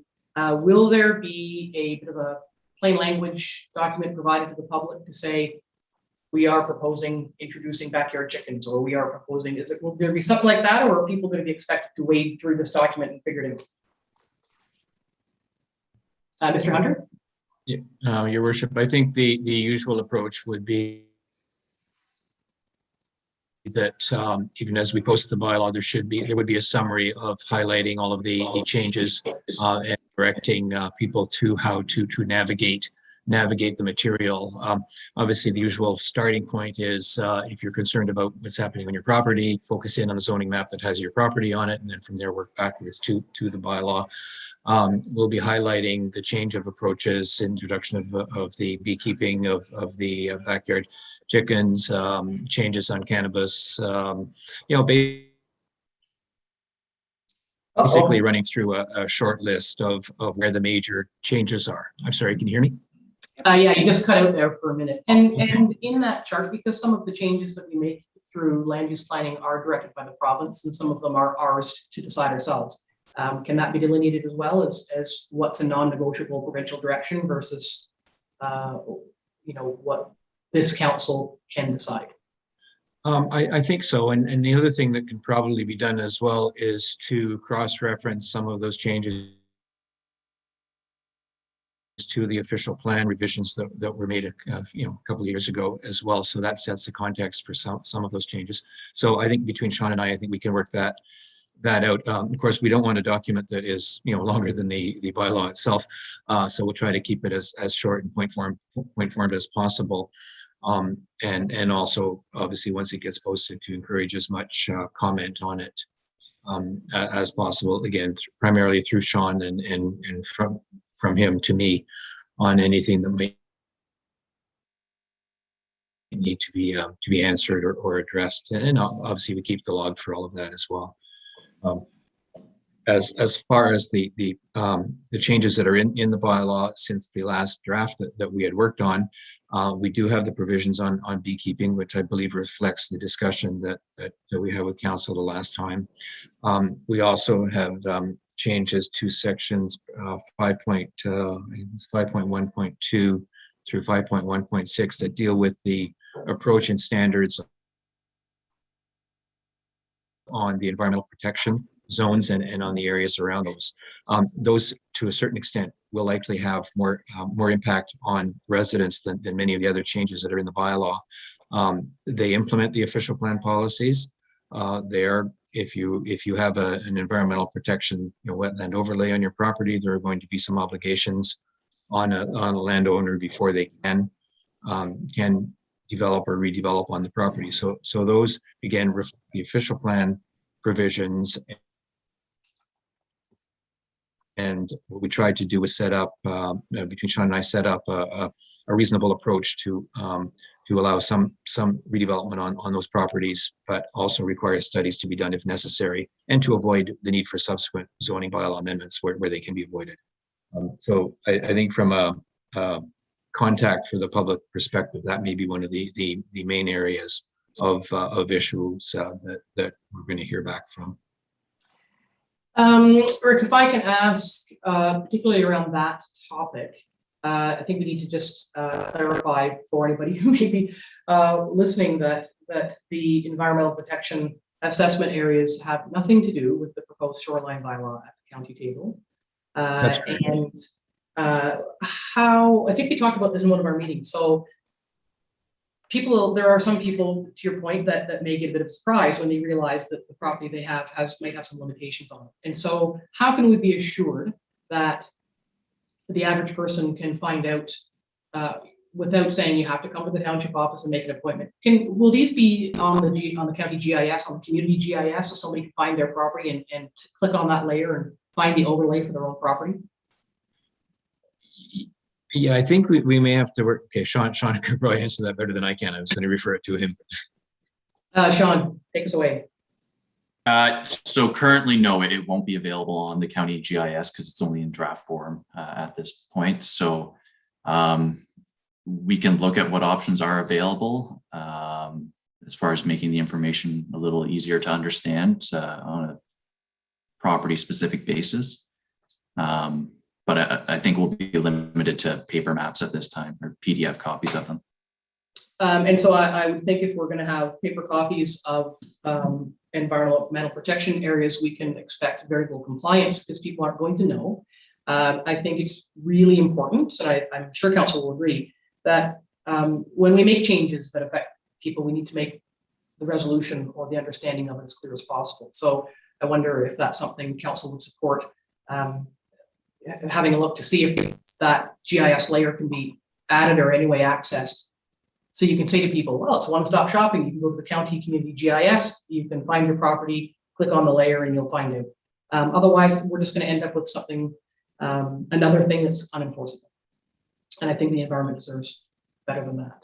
So does council support looking into that to make it easier to find those layers for individual properties? Councillor Dayu?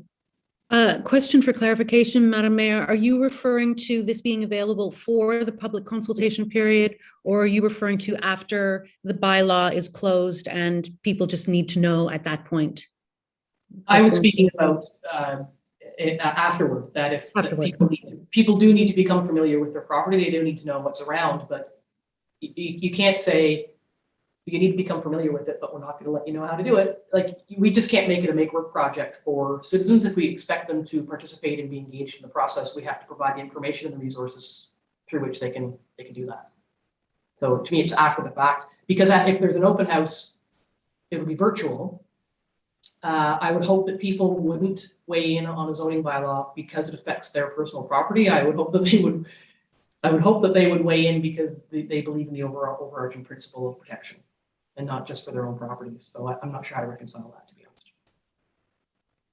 honest. But other than that, I mean, we have gone through this document a number of times. What I'll do is go to council and see if there are any questions that you have for the planner folk or clarifications you require before we can talk about the dates.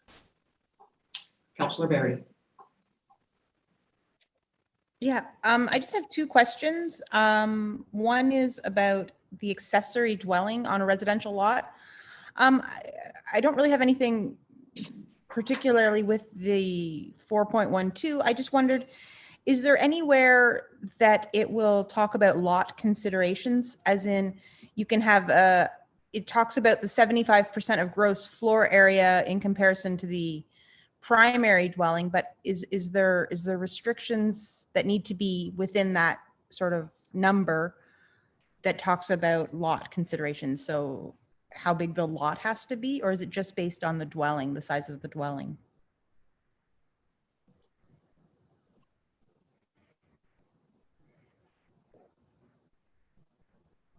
Go ahead, either Sean or Rick. It appears that it's just based on the size of the dwelling. If I'm reading this correctly, which I believe so. Yeah, and it would also have to be able to support the private sewage disposal system. So that would be the second check on it as the main item, and then the parking and driveway access. So there are a number of criteria. It doesn't have a minimum lot size that would be on there, so that if it's able to be added to the property, meeting all the setback requirements, meeting the ability to be serviced, and provide the access, then it would be permitted. Does that answer your question, Councillor Barry? Yep, no, that's fine. I wanted to make sure it didn't need to sit in there. And then my next question is just about backyard hens. So that's 4.6. It says that there is a 98.4 foot setback from water. I didn't realize that I somehow I missed that. I didn't realize that was in our initial conversation. Is that far enough? Is that, I didn't know that we would be allowing it that close to water. Yeah, we did talk about that, and we can certainly take a minute. I mean, we did talk about, we get beaches that get closed because of waterfowl, and so the idea around backyard hens was we didn't want to provide any opportunity where chickens could have any impact on the water. But if either of you gentlemen would like to speak to that and to Councillor Barry's question, I guess the council needs to consider is that far enough? So any hand anywhere. Your worship, from my perspective, sorry, if I may, Go ahead, please. The 30-meter setback is consistent with the setback for septic facilities and for most activity areas that are going on. So it's probably a reasonable setback where there wouldn't be much potential impact. But again, Sean may have some additional comments as well. Sean, did you have anything to say on that? No, that's, I think Rick covered it well. I mean, one thing I would add is we can increase that number if council wants to, but 30 is a standard setback from a water body. Councillor Dayu and then Deputy Mayor Danielson. Given that there is an important setback for water, which we might increase, and I apologize for opening up this question ever so slightly more, but would there then remain a need to exclude SR1 and SR2? So if we've already established a good solid setback from the water, would it actually matter if that property was an SR1 or SR2? Because we've already crossed off the safety to water with regards to water. Yeah, I can't answer that. I kind of wish you hadn't opened that can. Like, I understand what you mean. We had a long conversation about, like, this is not new. We've already agreed to this, and so I think at some point we have to let it lie, let it go to the public, and see what those folks have to say. I hate to add it. I hate to add something more and continue the conversation now when it's been discussed. It's a point of inquiry, and we can see what the public thinks about that. There's really divisive opinions on hens, on chickens anyway. So who knows whether we'll hear a little or a lot on the chicken situation. But it's up to council to decide if they want to do that. Liz, go ahead. The chickens. I was just thinking that the 30 meters was sufficient. I mean, we've used that number for a lot of different circumstances, and to me, it's that number works. The only question that I had about the backyard hens was the last item on that section about maintaining them in accordance with good animal husbandry practices, so that there would be a requirement for our bylaw officials to be familiar with those practices and have to deal with them. I would assume so. Maybe the CAO can speak to that, or either Rick or Sean. If the husbandry practices are defined by a provincial ministry, we still enforce it, right? Yes, we would. Yeah. Okay. Yeah. Thank you. Other questions or clarification? And, you know, as we've noted that we're only at the beginning of a public process. Two hands have gone again, Deputy Mayor, and then Councillor Jen. I've got a couple of questions, and I'm hoping they're just little clarification, cleanup items, not items for discussion necessarily. On page 12, item, oh, it's under farm 3.64. It talks about the growth and cultivation of cannabis shall be considered a farm use, and I know that we agreed to that, but I wondered if we need to make some differentiation about unless it's for resale.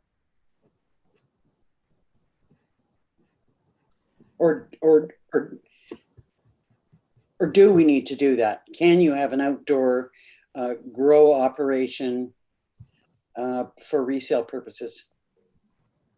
You mean resale, but resale through a license, through a Right. retail license, that's authorized. Yeah.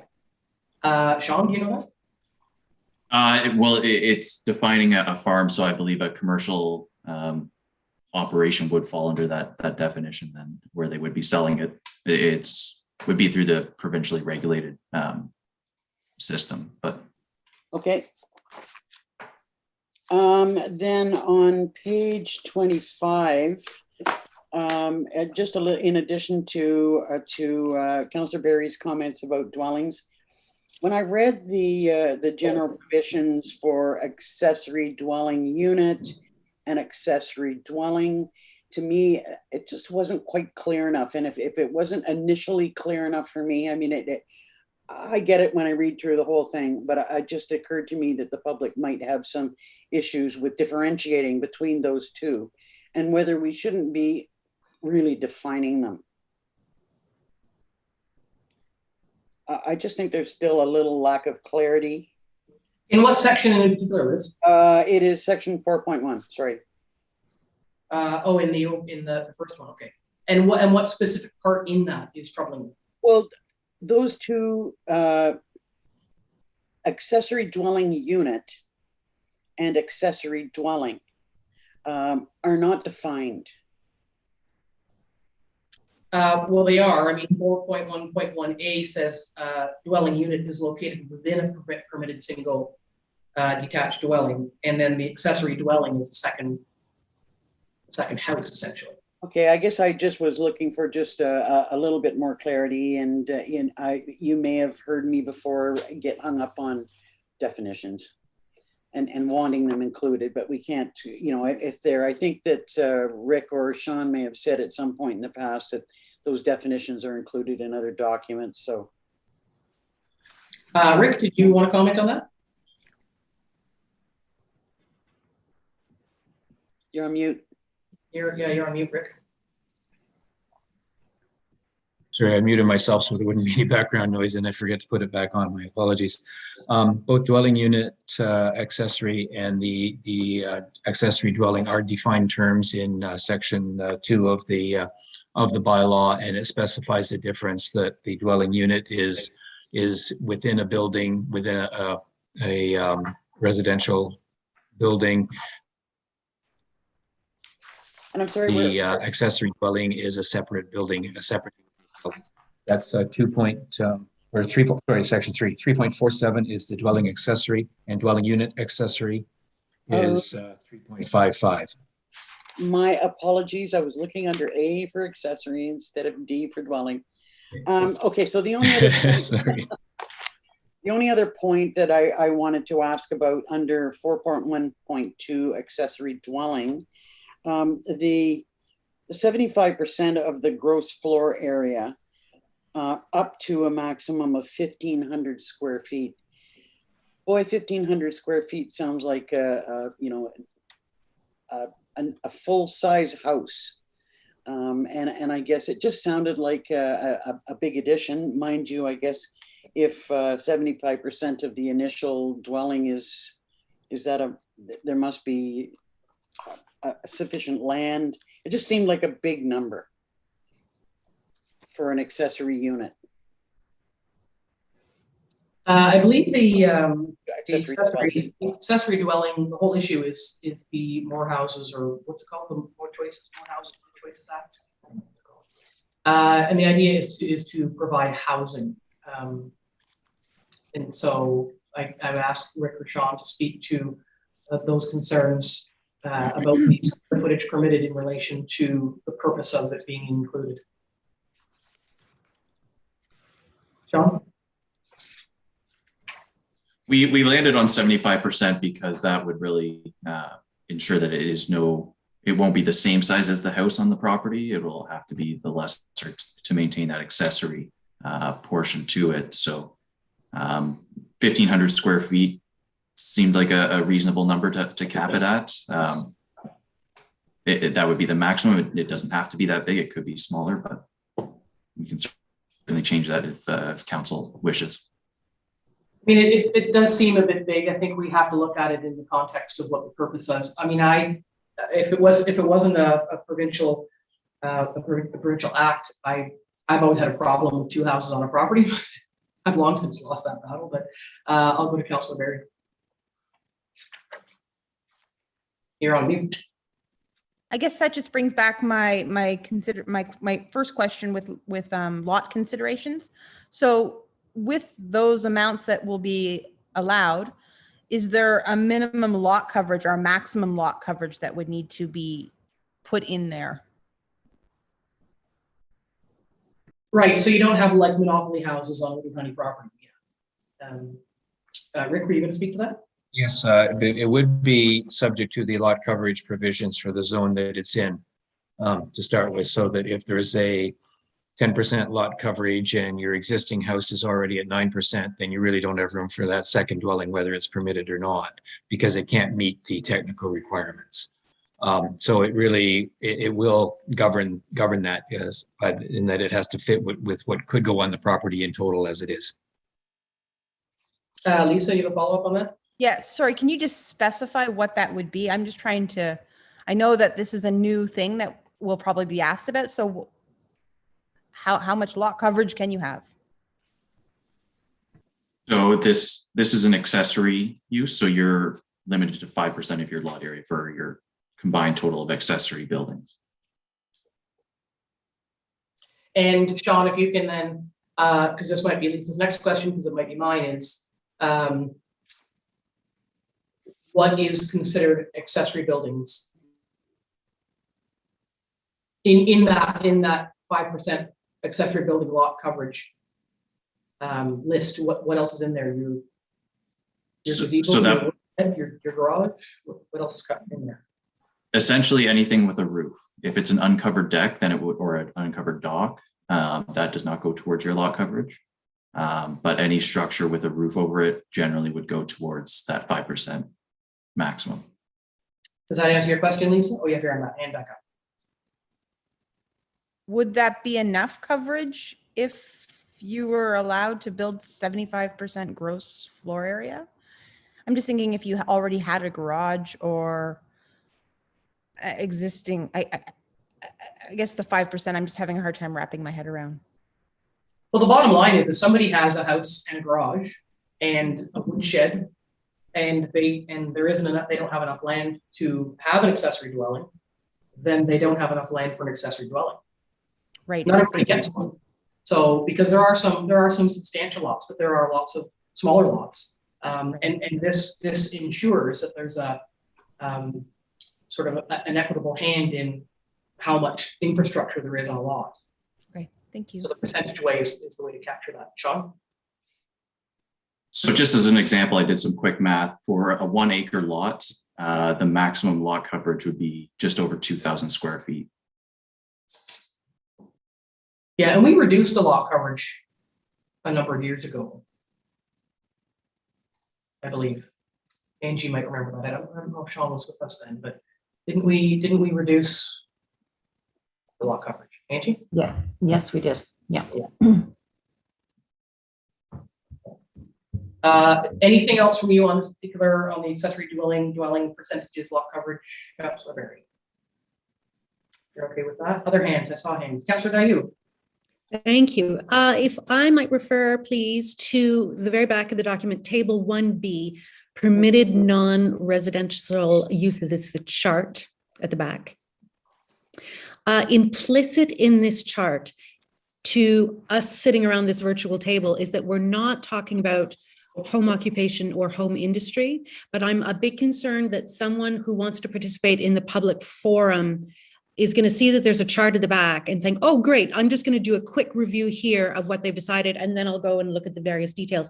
And they're going to come across things like artisan studio or business, professional, or administrative office. There might be 3, possibly 4, which are permitted under home industry or home occupation, and they won't necessarily know that there's a difference between that. So my question is there a way that we could just indicate on this chart that what we're not talking about is home industry and home occupation? Because it's implicit for us who have been a part of the process. Not sure it will be obvious for those who haven't. Right, and so we're back to that, how do we really simplify some of the more, some of the complexities around land use planning for folks? I mean, I've been saying we always say that if there's one thing you pay attention to in your municipality, it's the zoning bylaw, because it affects what you can and can't do on your land.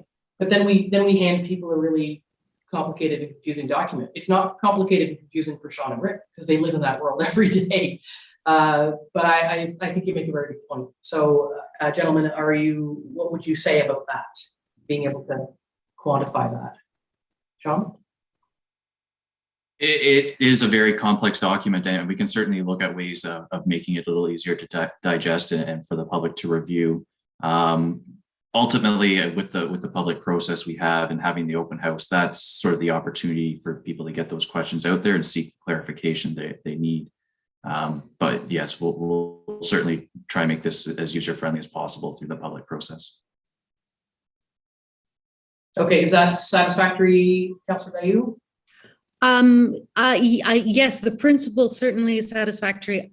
I think, do you think it's possible to just add that little point on this chart though? Because I appreciate how much effort is going to go into the whole experience of reviewing the document. But as someone who looks very quickly for charts for the quick hit summary, this was the one that stood out for me. So if I might just nail down this point, that would be great. Sean? And I guess just to clarify what the question is, you want to make sure that home industry and home occupation is clearly identified in which zones it's permitted? It's more that when, you're 3/4 of the way there, but it's when you look at this, if I am coming with fresh eyes, not part of this process up to now, and I see, oh, here's a table, permitted non-residential uses. Darn it, I can't have business, professional, office in my house. Oh, darn, I'm going to complain about that. Or an artisan studio. Is it possible that we can just put somewhere on this chart, we're not talking about home occupation or home industry here. We're talking about where there is not a dwelling in addition to these things? Rick? Your worship, I think that's something that perhaps Sean and I can discuss. It may be as simple as Sean alluded to, adding home occupation and home industry to that list of non-residential uses and then showing where they are permitted. That will give the cross-reference. And if we need to, although I don't like to cross-reference to a specific section, because if you do it once and you don't do it another time, then a smart lawyer somewhere down the road will come up and say, well, you were intending to do cross-references. You didn't do a cross-reference on this one, so I don't have to follow it. But I think at minimum, we could probably do it by adding in home occupation, home industry, and then identifying the zones in which they're permitted, in which case that relates you back to the rest of the bylaw for that, to the definitions and then to the clauses. And go ahead, Jen. Yeah, then with my apology to Sean, with those very minor wording differences with what Rick has just said, I now fully understand what Sean was trying to say. And yes, Sean and Rick, that sounds great. I think that would help me as a fresh viewer. Yeah. And I would note, if I may as well, I mean, that approach is already in there on the non-residential or on the accessory uses portion on table 1A, which speaks to residential uses. So there, and I guess we'll take a look at it, say if we're becoming redundant, then maybe we have to find a different way to do it. If it doesn't impact the first clause, then I think we could look at that. So if you want to leave it with us, that would be great. Yeah, what we can do is leave it with you, go through the public process, and if we find out that we haven't clarified it well enough, that when it comes back to us, we can talk about it again. Certainly, it's so important if we want people to weigh in, we have to make it as easy for them to do so if they can. So, who else had any questions or wants any clarifications? Deputy Mayor Liz, go ahead. Okay, just a couple more quick ones. One is just a comment on section 429F. I just want to go on the record and say I'm against continuing to build boathouses. But we've had that discussion. It's in the bylaw. I just wanted to go on the record and say that. Then on, 32. On page 32, under section 4.7, cannabis production facility, I see that there is it looks like a setback of 98.4 feet from any property line. Are all of our industrial properties that big that we can afford to say that you must be 100 feet away from every property line? Seems like a lot. It was my understanding that the setbacks for those facilities is in relation to any odor that might affect the neighbors. Is that correct, Sean? Looks like you're nodding. Yeah. Can you speak to that? Yes, I believe that is part of it. It's really just to make sure there's an adequate buffer between that use to limit any potential land use conflicts between properties. And so, like the other issue, if somebody has such a property and they can't meet the setbacks because it's not big enough, and we believe that buffer zone is appropriate, then that person can't do that thing on that land. Again, everybody doesn't get to do whatever they want on anything they own. So if council supports, which it has in the past, if council supports the need for the buffer in terms of possible odors or other issues that might be raised around that, then it's also acknowledging that some certain properties might not be able to have that kind of facility. And I don't think we have any anyway, but we could. I was going to ask, do we have industrial land? And if we do, how big are the lots? Like this is asking for a very big lot. Sean? There are industrial lands throughout the township. Primarily, they would be developed. There's not a huge surplus of vacant industrial lots that I'm aware of. But it is something that someone could apply to rezone a piece of property to industrial for a specific use. And just like every section in our bylaw, this is sort of the minimum standard, and there is still a public process they can go through to alter those requirements should they need to on a case-specific basis. So if someone came to us and they had some state-of-the-art mechanism within which to control odor, and they could prove that to us, there could be some consideration for reducing the setbacks. Yes, they could go through either a minor variance or a rezoning process. It would play out in the public meeting process as well. So the only other question or comment that I've got is on section 4.1.7 garden suites, page 37, 4.17.7. On the issue of a garden suite not being included in the total lot coverage. You know, we talked about this. I'm just concerned that, and I know that there's, that the agreement is terminated on the sale of the property. But I'm just, I also understand that should someone purchase the property and wish to keep the garden suite, there would be an application process that they could go through to keep that building. So in perpetuity, we would never consider that as part of the total lot coverage. Basically, that's what that's saying. Sean?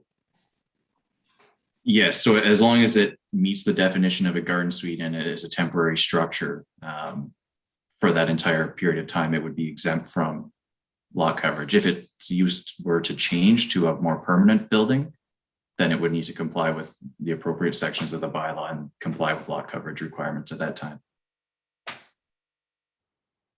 So you, in theory, then you could sandwich a garden suite into an already fairly built up lot, and it could be there for an unknown amount of time. So I see Liz's point that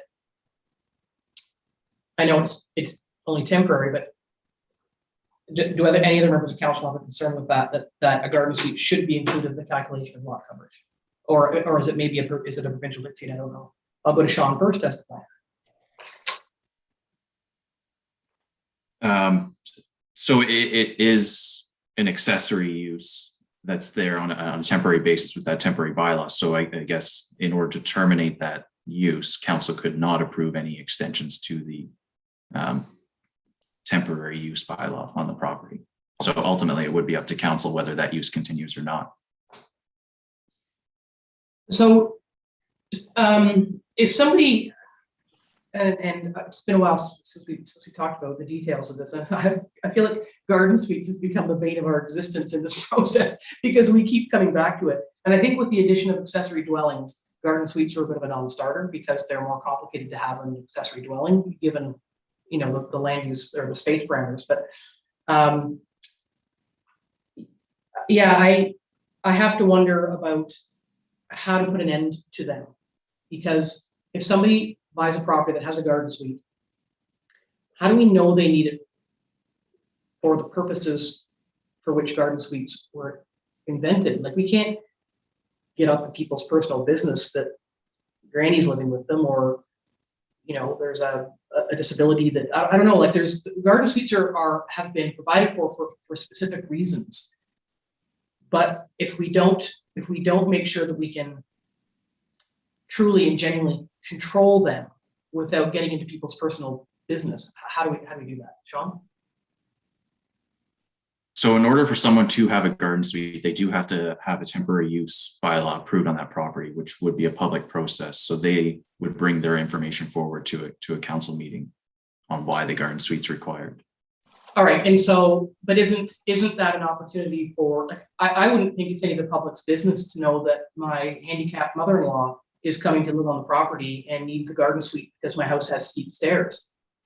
That makes me uncomfortable, and I think it would make the public uncomfortable. And where do we become sort of moral judges of people's use? That makes me a bit nervous. Does anybody share that thought?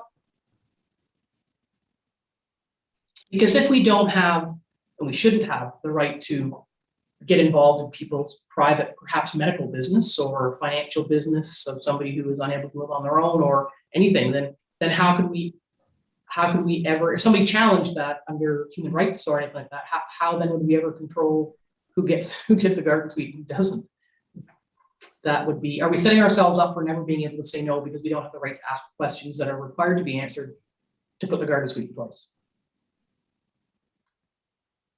Liz? Well, and just to further complicate things, if a garden suite is considered a temporary use, could you then have a property with a primary residence, an accessory dwelling, and a garden suite? If the garden suite is temporary?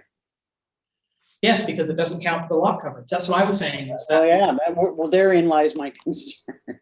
so that's still the question: is if it doesn't count for lot coverage, can you shove in a garden suite somewhere? And if we don't have the moral or legal right to delve into people's personal business and reasons for having the garden suite, then how can we ever say yes or no?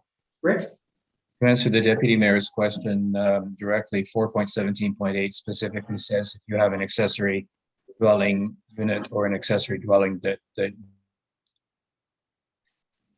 cannot put a garden suite in. So if somebody applied for a temporary use bylaw, you'd go back to that clause to say, no, it's not appropriate. I'll go back as well to I think Sean's comments, even though it's not part of lot coverage per se, it still has to meet all of the yard and setback requirements of the zoning bylaw as well. So on smaller lots, they become self-regulating with setbacks. And the purpose of it was to allow for that very situation of saying whether it's an elderly or a handicapped family member or someone who's receiving care, that you're in effect providing exceptions to the rules to accommodate that from a social perspective. So it does go into a lot of the social issues that the mayor's referenced. And I do also agree that frankly, I don't see it occurring very often, if at all, in the next while. So it's, it's got checks and balances, and they're all subject to temporary use approval on a site-specific basis anyway. Before I go to Liz, I just want to Liz's question is turn that around. Section 4.17.8, turn that around. I have a primary dwelling and a garden suite. Doesn't preclude me from erecting an accessory dwelling. So what that says to me, if I understand correctly, and it's quite likely I don't, you're saying that the garden suite should not be permitted on a lot where accessory dwelling and or accessory dwelling unit exists, so currently exists, but it doesn't seem to allow for, if it doesn't exist, but could while the garden suite is on the property. And in essence, you still end up with a garden suite. If it's not counted as part of the lot coverage, then you could build an accessory dwelling and have a garden suite. You could still end up with the same thing, which was the original question. Right? Yeah, I think the likelihood of that happening would be fairly remote, but also it expires. So that the longest term that would occur is based on the terms of your bylaw. If the bylaw limits the accessory suite to 5 years, then that overlap would expire at the end of 5 years, unless council made a conscious choice to extend it through an amendment to the bylaw. So at that time, then, council would be providing information to say, since the garden suite was permitted on that property, an accessory dwelling has been established, which is then in contravention of this section of the bylaw, and therefore the garden suite has to be removed. I'm not sure if that clause. I think you'd have to play out the fact that if you go in the reverse order as you suggested, that the 2 units would be on that property until the garden suite expires as a matter of the way the Yes, but I mean, bylaw works, whatever the time limit that was on that bylaw. Right, so when the temporary use, when the temporary use bylaw is over, if in the meantime somebody has built an accessory dwelling, the temporary use could not be extended because it would then violate this section. That would be my suggestion, yes. Okay, I just want to make that clear, and I know it's easy to say, it's no different than our earlier conversation. It doesn't happen very often, or it's unlikely, but it could. And I think we just need to be aware of what the possibilities are so that at the other end, we don't go, oh, we should have thought of that. Because the idea is to reasonably limit overgrowth on properties. That's the whole point. Hands, Councillor Dayu. Thank you. Yeah, you're right. It could happen, although my expectation, I suppose, would be that if someone is to build an accessory dwelling, it would be to replace the garden suite and make the situation more permanent. I struggled thinking that it would just be for another set of in-laws or whatever it might be. So I suspect that would be self-regulating, which is probably what you're saying too. But it is good to know, it is good to have these thoughts at the beginning, for sure, to know what the possible outcomes could be. Councillor Barry. With the garden suite, is there anything in there? Have I missed something in regards to sewage? Does it have to be tied into the primary sewage? It has to meet all the building code requirements. Sean? Yes, that's exactly what I was going to say. And a septic system would be part of that, whether it's joining in with it or constructing a new one. Okay, because it's not mentioned in the secondary dwelling, but that is mentioned in the secondary dwelling, but it's not mentioned in the garden suite. So what I'd be looking for, and it doesn't have to be for today, but I'd be looking for, find me the hole in that. So if you had a garden suite and had a secondary septic system installed for it, could that be a strategic move toward, well, I guess you're right, Councilor Dayu had said if somebody was gonna remove the garden suite in favor of an accessory dwelling, then the septic system will already be installed. I just wanna make sure that we're not, some pretty clever people out there. And what we intend around the table doesn't necessarily mean how it plays out contrary to our good-hearted intentions for managing community growth. So I'm just, everything to me is are we unwittingly creating a loophole? But like, we can't cover everything, perhaps. Councilor Berry. Are we being, it seems like the garden suite came before the secondary dwelling. did. Do we have to have the garden suite at all? Yeah, we had this conversation. It was the province's initial attempt to increase housing because housing shortages and not rental, not holiday rental dwellings, but housing is a shortage everywhere. And then it was replaced, I think, with a different act. And I'm sure the planner people can clarify that. Rick? Yeah, I mean, theoretically, you don't have to have anything in the bylaw to deal with regulating garden suites because the right is there for them to make an application under the Planning Act for a temporary use approval, in which case then, you know, you have to deal with it, but you don't have any sort of ground rules that you've set out. So I think this is a way of sort of putting everyone on notice that if you're coming in with a garden suite, these are the expectations of what we're going to have. But like I said, if there's no reference to garden suite in the zoning bylaw and somebody wants to put them in, they make an application under Section 39 of the Planning Act, and you have to deal with it. Lisa?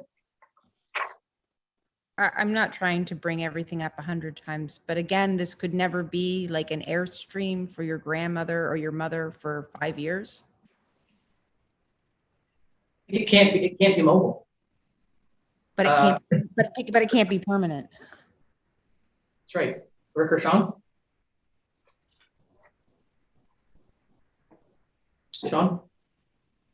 So an Airstream would be defined as a trailer and not a garden suite, so it would not be permitted. Sean, what if I put my Airstream on blocks? I believe it would still be defined as a trailer at that point. It is a, yeah, it would still fall under the definition of a trailer and not a garden suite. Okay, so we could debate, as I say, garden suites become the bane of our existence. And we can debate this till the chickens come home.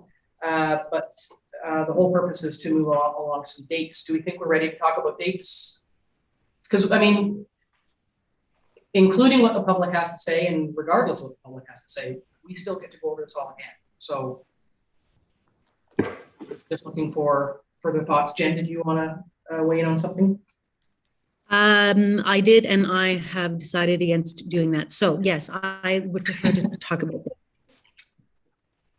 it. Sean, what have ye for dates? My only request would be that in checking, in offering updates, that the county calendar be consulted to ensure that, and particularly, I guess Deputy Mayor Danielson and myself for other committees that are still meeting at the county level. There's a lot of meetings going on right now, so we want to make sure there's no conflict.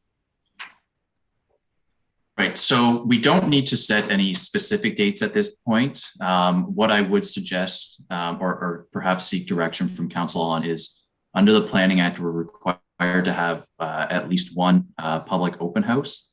And I guess we would just pose the question whether council thinks that would be sufficient, or council would prefer us to schedule possibly 2 open houses to discuss this with the public. Liz is going to say the same thing I am. Liz, go ahead. Well, to me, it would depend on a couple of things: the turnout at the first, and the reaction that we get, the number of questions or concerns that are raised, and whether we needed to have a second meeting to address those. The standard, from what I understand, then if we were doing the normal process and we weren't in a world without COVID, we would normally have 2, wouldn't we? I don't know, Sean, what would we, I can't remember last time. Yeah, and I'm sorry, I'm not sure what was done last time. But I think having the one meeting and judging the turnout on that and making a decision afterwards may not be a bad idea. I think we would have a good idea whether a second meeting would be justified or not. Go ahead, Jen. Yeah, I would agree with that, especially because it will be over Zoom, it will be recorded. People can watch later on and get in touch with their counselor with further thoughts or questions before we meet the subsequent time. I think one to plan on is sufficient, with the expectation that we could open a second if needs be. And I would like to encourage people to contact the planner with their questions, especially if it's around lot coverage in Gardens Week. There is a lot of concern that it has even been raised by email this morning around the Bear Lake Road discussion. Once again, despite the fact that meetings are published, agendas are available, and the meetings are live streamed, and you can watch them afterward, there are continuing concerns that we're doing things under a cloak of darkness when cottage folks can't attend. So there's nothing easier than a Zoom meeting where you can be in situ wherever you choose. But evenings can be busy because people are trying to get their lives back out. Is it proposed that this would be a weekday evening or a Saturday afternoon? What are your thoughts there? For that, I would seek council direction on that, because we can go either route. Perhaps a weekday evening would be most accessible. I don't have that information to say for sure. Yeah, I think it's 50-50, and whichever option we choose, some will think that we are wrong. I mean, I feel like with enough years behind me that weekends are better because it provides a little more time for people to sort of, shake off the week and be available. And those who have, things we've heard in the past, hockey or ballet or anything that might get in the way of that meeting, could be equally on an evening. So I don't know that it matters, but people seem to prefer a weekend opportunity because it's not in the middle of their busy weeks. But whatever council wants to do. Liz? You know what, it's a tough one, because the argument can be made both ways. That, once your weekend lands and you've got plans and you don't want to break up your weekend with a meeting.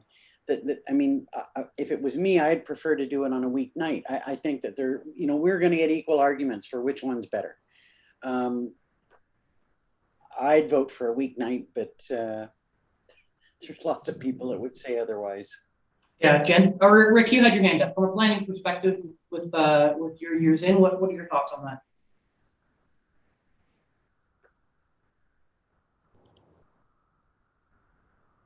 I think Rick's frozen. Sorry.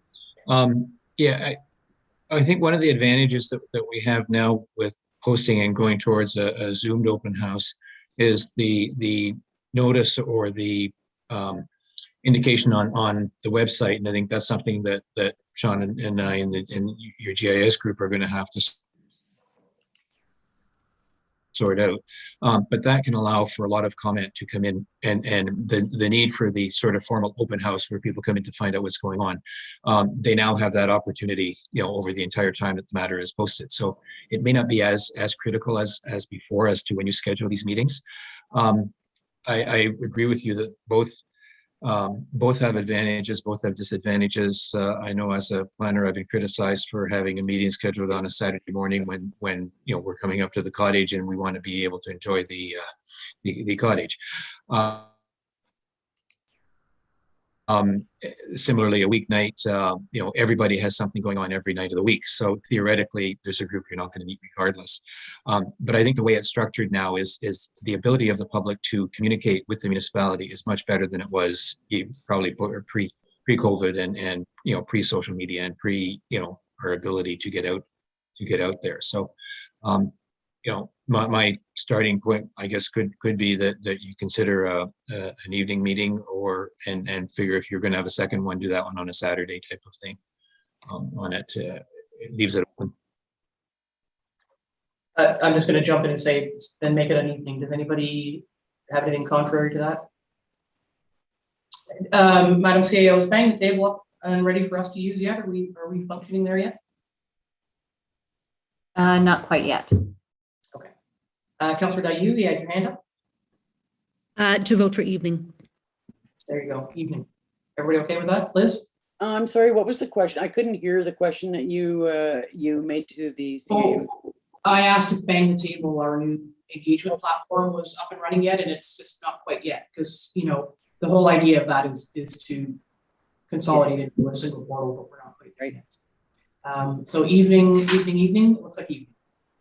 Okay, there you go. So what's next steps then, Sean? So I'll work with Rick and figure out a date where we can host that first open house. I suspect it would be late November, early December. And then we can schedule a public meeting afterwards. I think you want to be careful around early December. A lot of people's brains turn to Christmas, and I think you want to be careful not to go too far into December. So just keep that in mind. Okay, is there anything further on this matter, or may I ask for a mover and a seconder? Councillor Dayu and Deputy Mayor Danielson.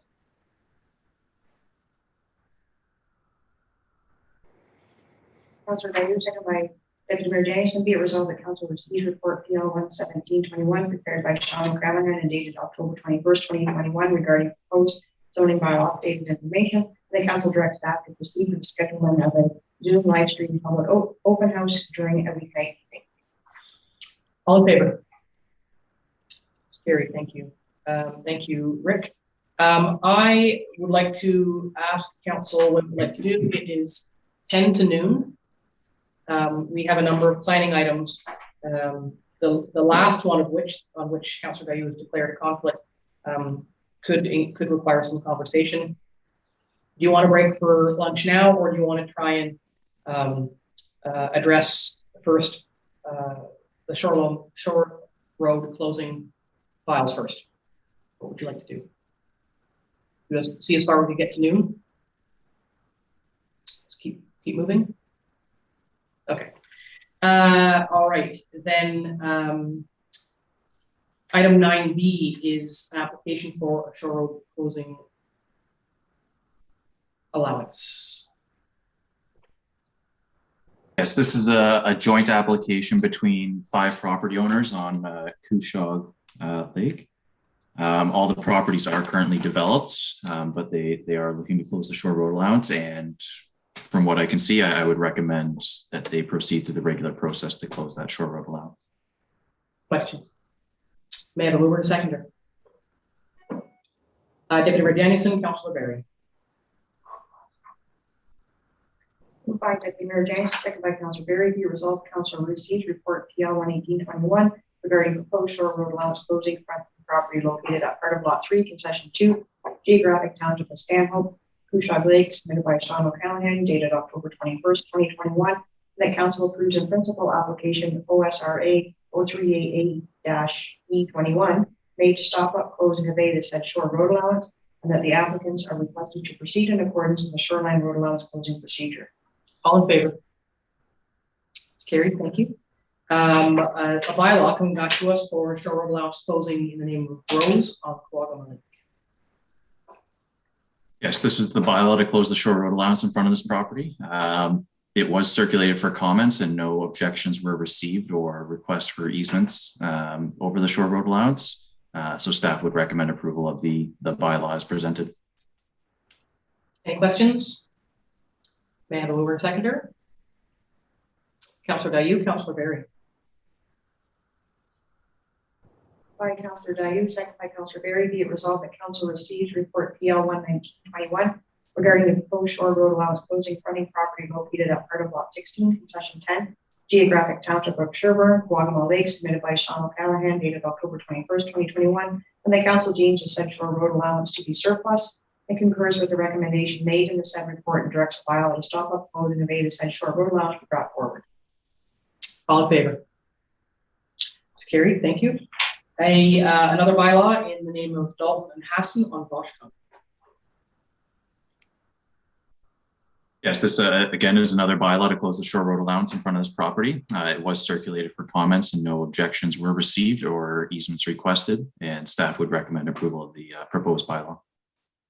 Any questions or concerns? I have a mover and a seconder. Councillor Dayu, Deputy Mayor Danielson. Moved by Councillor Dayu, second by Deputy Mayor Danielson, be it resolved that council receives report PL 1/2021 regarding the proposed shore road allowance closing fronting property located at part of lot 23 and 24, concession 2, geographic township of Stanhope, Algonquin Lake, submitted by Sean O'Callaghan, dated October 21st, 2021, and that council deems the said shore road allowance to be surplus and concurs with the recommendation made in the said report and directs the bylaw to stop up closing of the said shore road allowance be brought forward. All in favor? It's carried, thank you. And a bylaw in the name of Dutchak on Quagga. Yes, again, another bylaw to close the shore road allowance in front of this property. No objections were received and no easements were requested, and staff would recommend approval of the proposed bylaw. Questions? Mover and seconder, please. Councillor Berry, Deputy Mayor Danielson. Moved by Councillor Berry, second by Deputy Mayor Danielson, be it resolved council receives report PL 1/21/21 regarding the proposed shore road allowance closing fronting property located at part of lot 19, concession 13, geographic township of Sherburne, Quagga Lake, submitted by Sean O'Callaghan, dated October 21st, 2021, and the council deems the said shore road allowance to be surplus and concurs with the recommendation made in the said report and directs the bylaw to stop up closing of the said shore road allowance be brought forward. All in favor? Carried. Thank you. And we will, I have been reminded that Mr. O'Callaghan is joining us today from his holidays. So we will excuse Councillor Dayu for her conflict, and we will address this last planning issue so that he can get back to his holidays. And thank you, Sean, for coming into work on your holidays. I'm not going to ask what you have in the bottom half of your suit. It might be camouflage and boots. Yes, that's good. No, not a problem. Okay, good. Thank you. Councillor Dayu has left us because she's declared a conflict on this. So Sean, if you would talk to us about this request from Sandy Lane. This has been sort of circling us for a little bit. So talk to us about that, please. Yeah, certainly. So we have received a request from the owner of Sandy Lane Resort to occupy a portion of the beach area that is across the road from Sandy Lane Resort. So I have laid out what options council could consider in this with respect to this request. I do note in my report that generally staff are not supportive of selling off an occupied or a portion of an occupied road allowance. However, I'll certainly help wherever I can or answer any questions council may have on that, as this is a bit of a unique situation. Now, one thing to note, since my report has been prepared in discussion with the operations manager, there is a potential drainage ditch that will need to be installed over a portion of that beach area.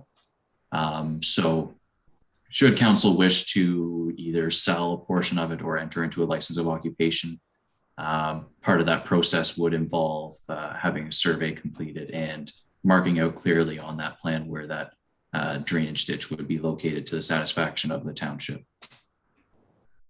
Thank you. Deputy Mayor Danielson, you have your hand up. Yes, this request or this idea by the owner has been, in discussion and on his mind for a long time.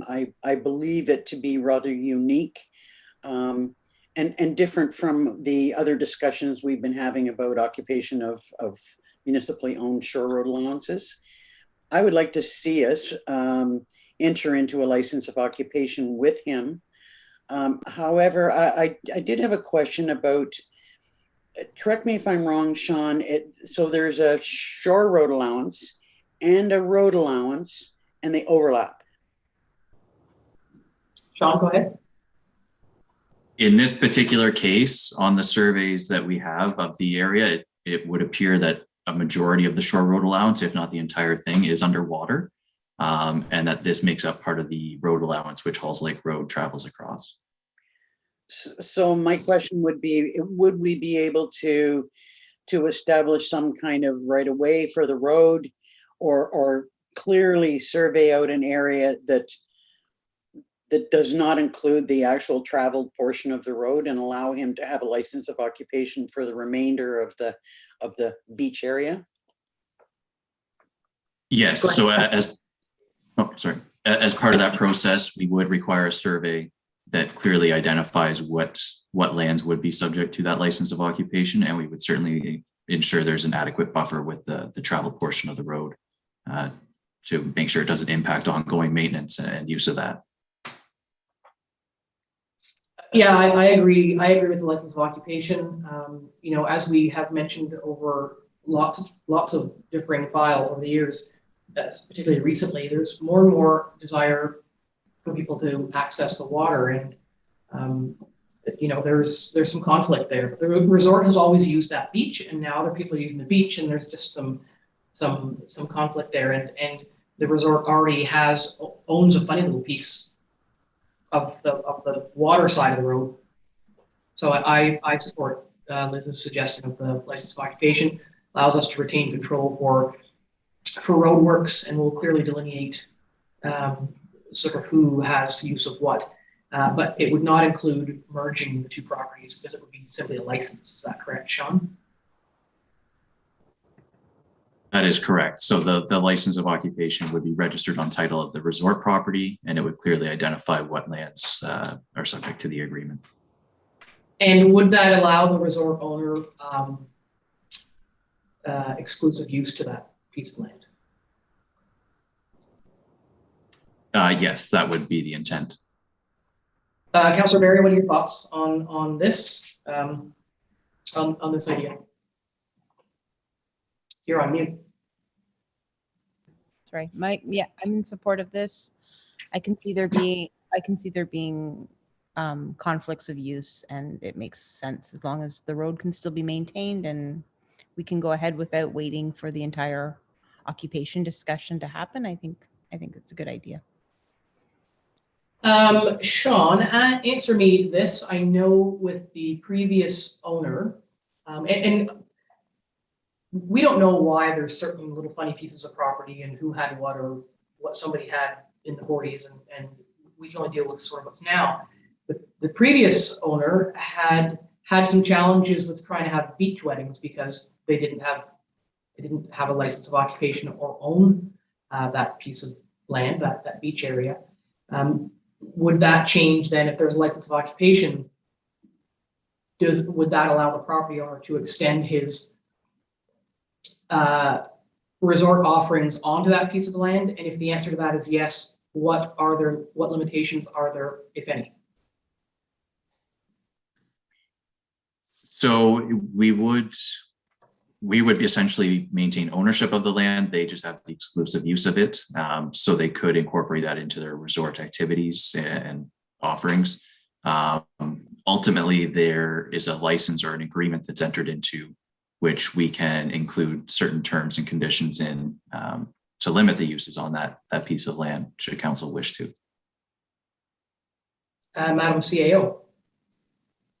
If I recall correctly from when we investigated this previously, they couldn't get a building permit, because the municipality owned it. So a license of occupation would allow them to get a building permit for that temporary tent purpose.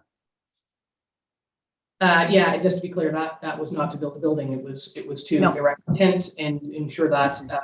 The tent is no longer in existence, but that doesn't preclude one from being purchased or owned in the future.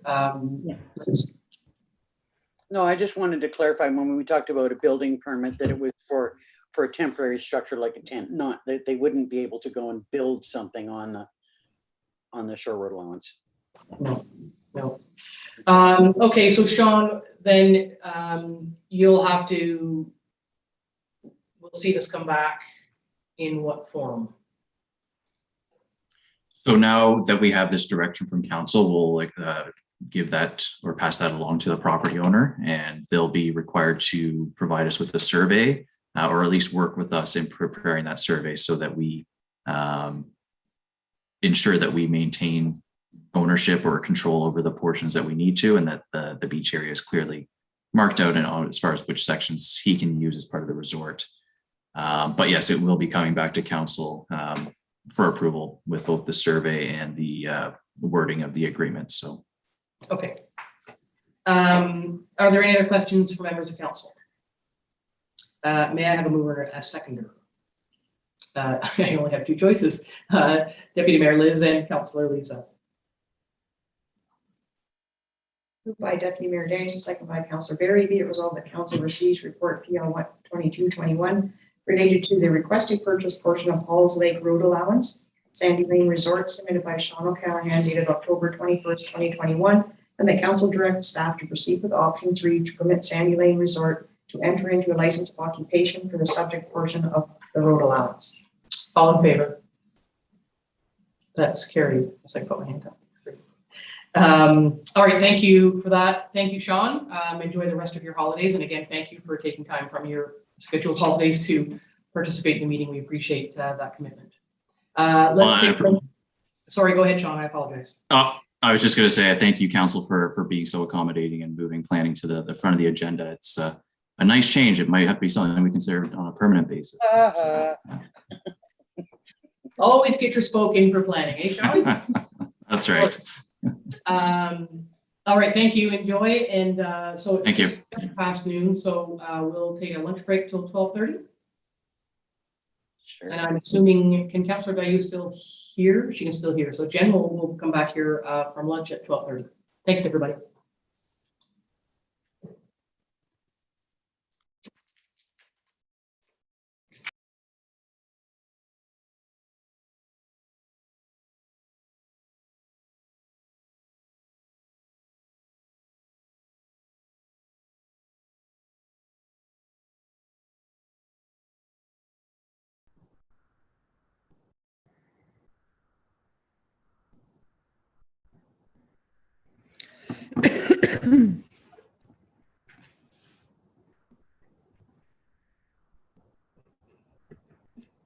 Okay, council, we're back live and reconvened at agenda item number 10, building and bylaw enforcement business. So we will bring in Mr. Rogers.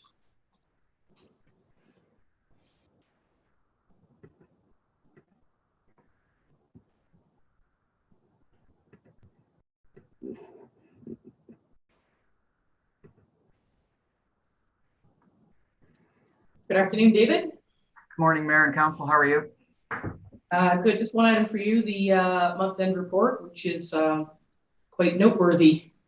What would you like to highlight there? Through you, Mayor.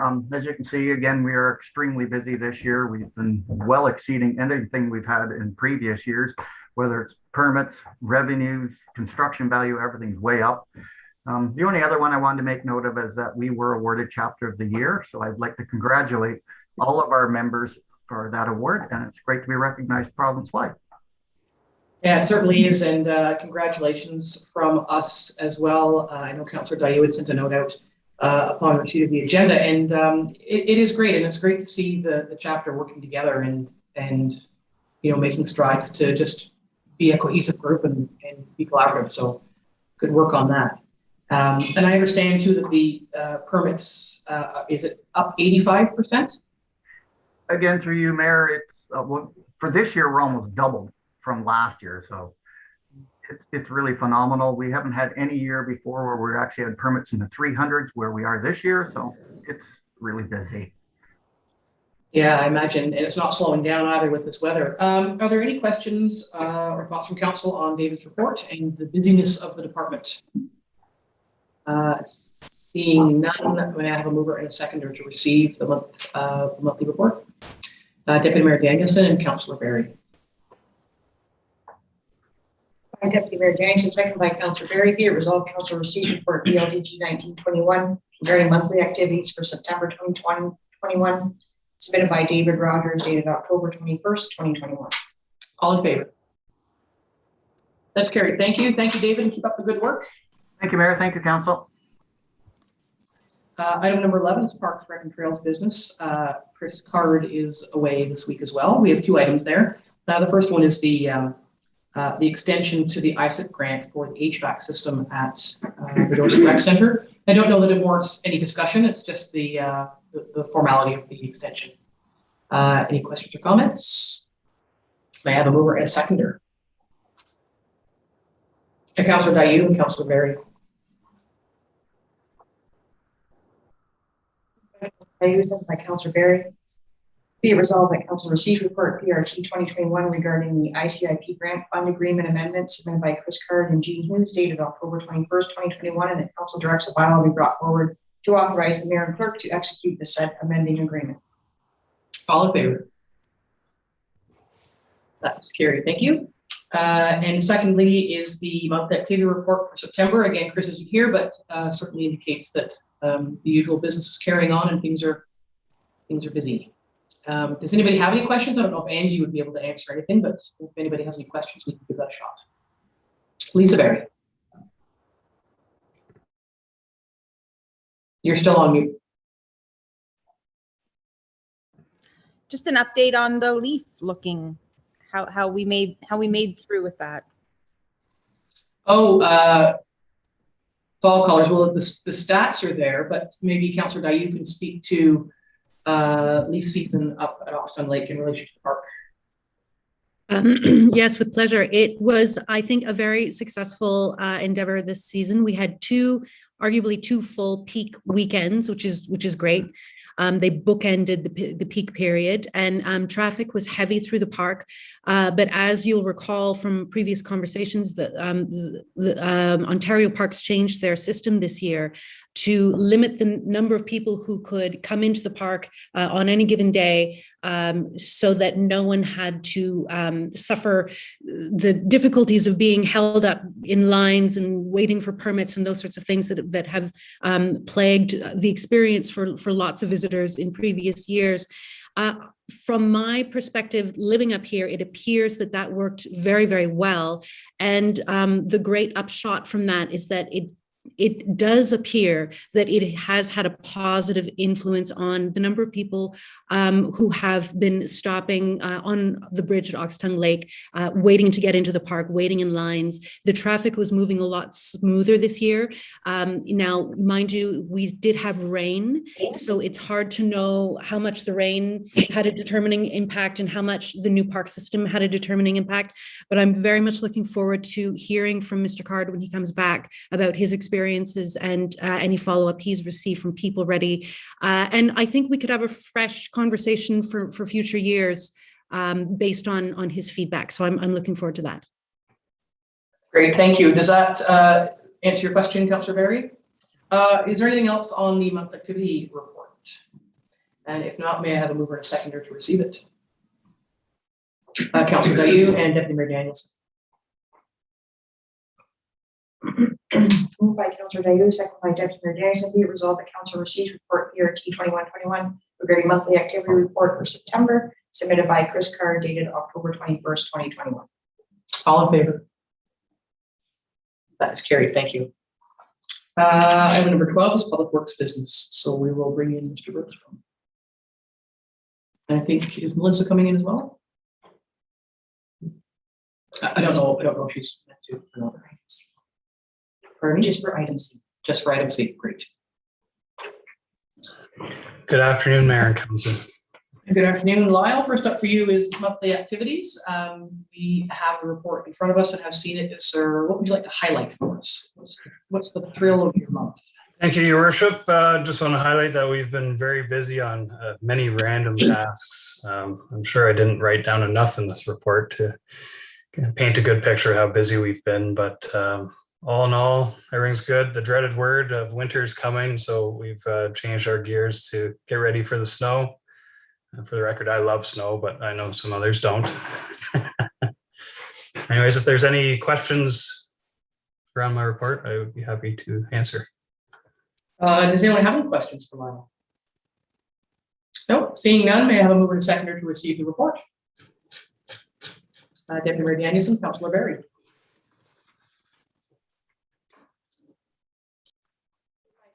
Second by Councillor Berry. Be it resolved, council receives for information report PW 4121 regarding September monthly activities submitted by Bergstrom and dated October 21st, 2021. All in favor? That is carried. Thank you. Next up for you is the report on green and winter burials, and this has been a long time in the making. So one of many things that's been bandied about because of the pandemic. So if you would take us through your report, we'd appreciate it. Yeah, so in response to the Green Burial Society's delegation and council's direction for staff to further investigate the possibility of green burials or green friendly burials at our St. Stephen's Cemetery, I've done this report. I did quite a bit of research with other cemeteries that provide similar services. So the report reflects my findings. St. Stephen's being an older cemetery, plot sizes are quite small. So in order to do green burials, we like to have a little bit more space. So we would have to upsize the plot. Not by much. Currently it's 4 feet by 8 feet. We'd be proposing 4 feet by 10 feet. We would have to do a proper layout that would have to get approved by the BAO, I believe, depending which way we go. Other than that, winter burials that's the hot topic. Part of green burials is they don't have the ability to preserve bodies for a long period of time. It's by the sounds of it, not much longer than 72 hours between time of death and time of interment is kind of target. So that really limits green burials with our current operations to the 6 to 8 months of the year. The winter burial item, as you can see, I've outlined a number of concerns to facilitate winter burials and the fact that we don't have staff or equipment available. So this can be contracted out. There's still concerns that we would have that wouldn't be met by contracting out, such as liability. I feel we should still have a member of staff present during interments, seeing as it's our cemeteries. So that's the difficulty during the winter. Our maintenance staff are very busy shoveling walkways, flooding rinks, and doing facility maintenance items. So I tried to make that clear in my report. So ultimately, we're looking for direction from council to include provisions for green burial in the cemetery bylaw, and then include any capital costs associated with green burials in the 22 budget. And if council wishes to proceed with winter burials, how we want to approach that to ensure that we aren't leaving ourselves open for large liabilities and being able to respond in adequate time. Okay, thank you for that. I want to break it in two, but they are two different, they're related, but they're different issues. So the looking for council's position on green burials, just basically in the traditional burial season from April to November, we did agree some time ago to set aside St. Stephen's as a green burial location. And I just want to confirm with council that, excuse me, given the information provided in the report, that that's still the will of council, and yes, no for moving ahead with green burials initially for the purposes of this discussion, April to November. Is that I'm going to assume that's a yes, but of course I can't make that assumption. So thoughts from council on the green burials, April to November, as we had previously partially committed to. Councillor Dayu? Yeah, that's a yes from me. Yeah, Deputy Mayor Danielson? You're on mute. Sorry. It's a yes for me too, but I don't want to limit it to those dates. Well, winter is the next section of the discussion. So I'm just asking for, notwithstanding our discussion on winter, greens a go. Absolutely. Yes. And I mean, I am absolutely a go as well. So, all right, so then we'll turn our attention to, excuse me, the winter. Yes, there are some complications. You know, we don't have a big staff. We don't have roadways and cemeteries. There's a lot of work to be done. Not that it can't be dealt with.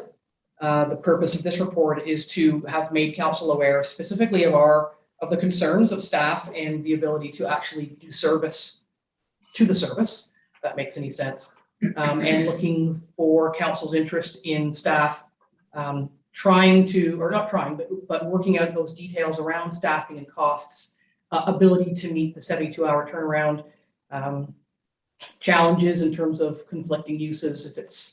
If someone's scheduled for a winter burial, excuse me, and there's a huge snowfall, what would that look like? And so, again, because we don't have, a staff of 40. So looking for if council is having seen the challenges, and challenges are always, they're not insurmountable, but they can be a little bit complicated. Is council wishing staff to continue to work on those details, see what it looks like for us and our staff complement and challenges? Deputy Mayor Danielson. Yes. But further to that, I think that there are, if I'm not mistaken, from the workshop that we went to, there are different degrees of green burials.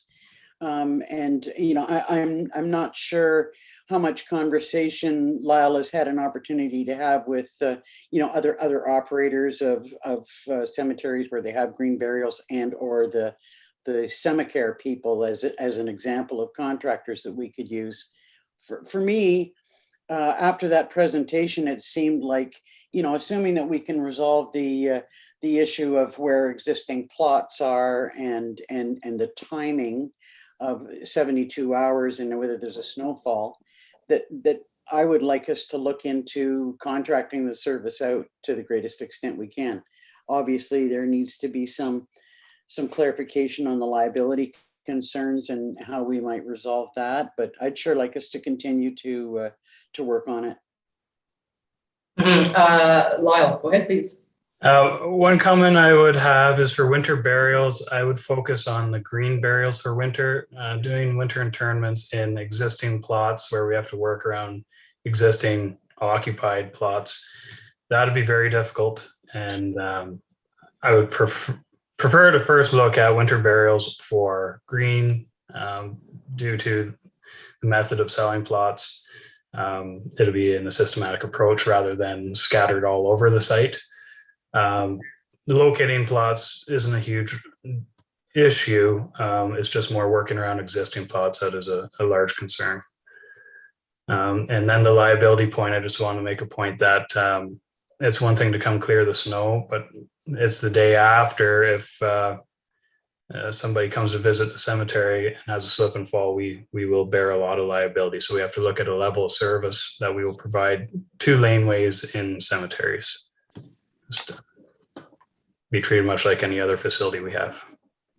Yeah, so I think what we're looking for is sort of the if this then that scenarios, and what those levels of care, what can we adequately and efficiently provide. It might not be, the whole thing, but it might be part. We might get there. It's a staffing issue, and it could come back. If there are staffing requirements, are we prepared to go there? And so there's some questions to be asked that are potentially have budgetary impact, but certainly based on the comments that came back from the winter burial workshop a couple of years ago, it is doable. The challenges can be overcome, but at what cost in terms of human and financial resources? So we just need to find that stuff out, sort of the who, why, how much, and when. Councillor Dayu, I think I saw your hand.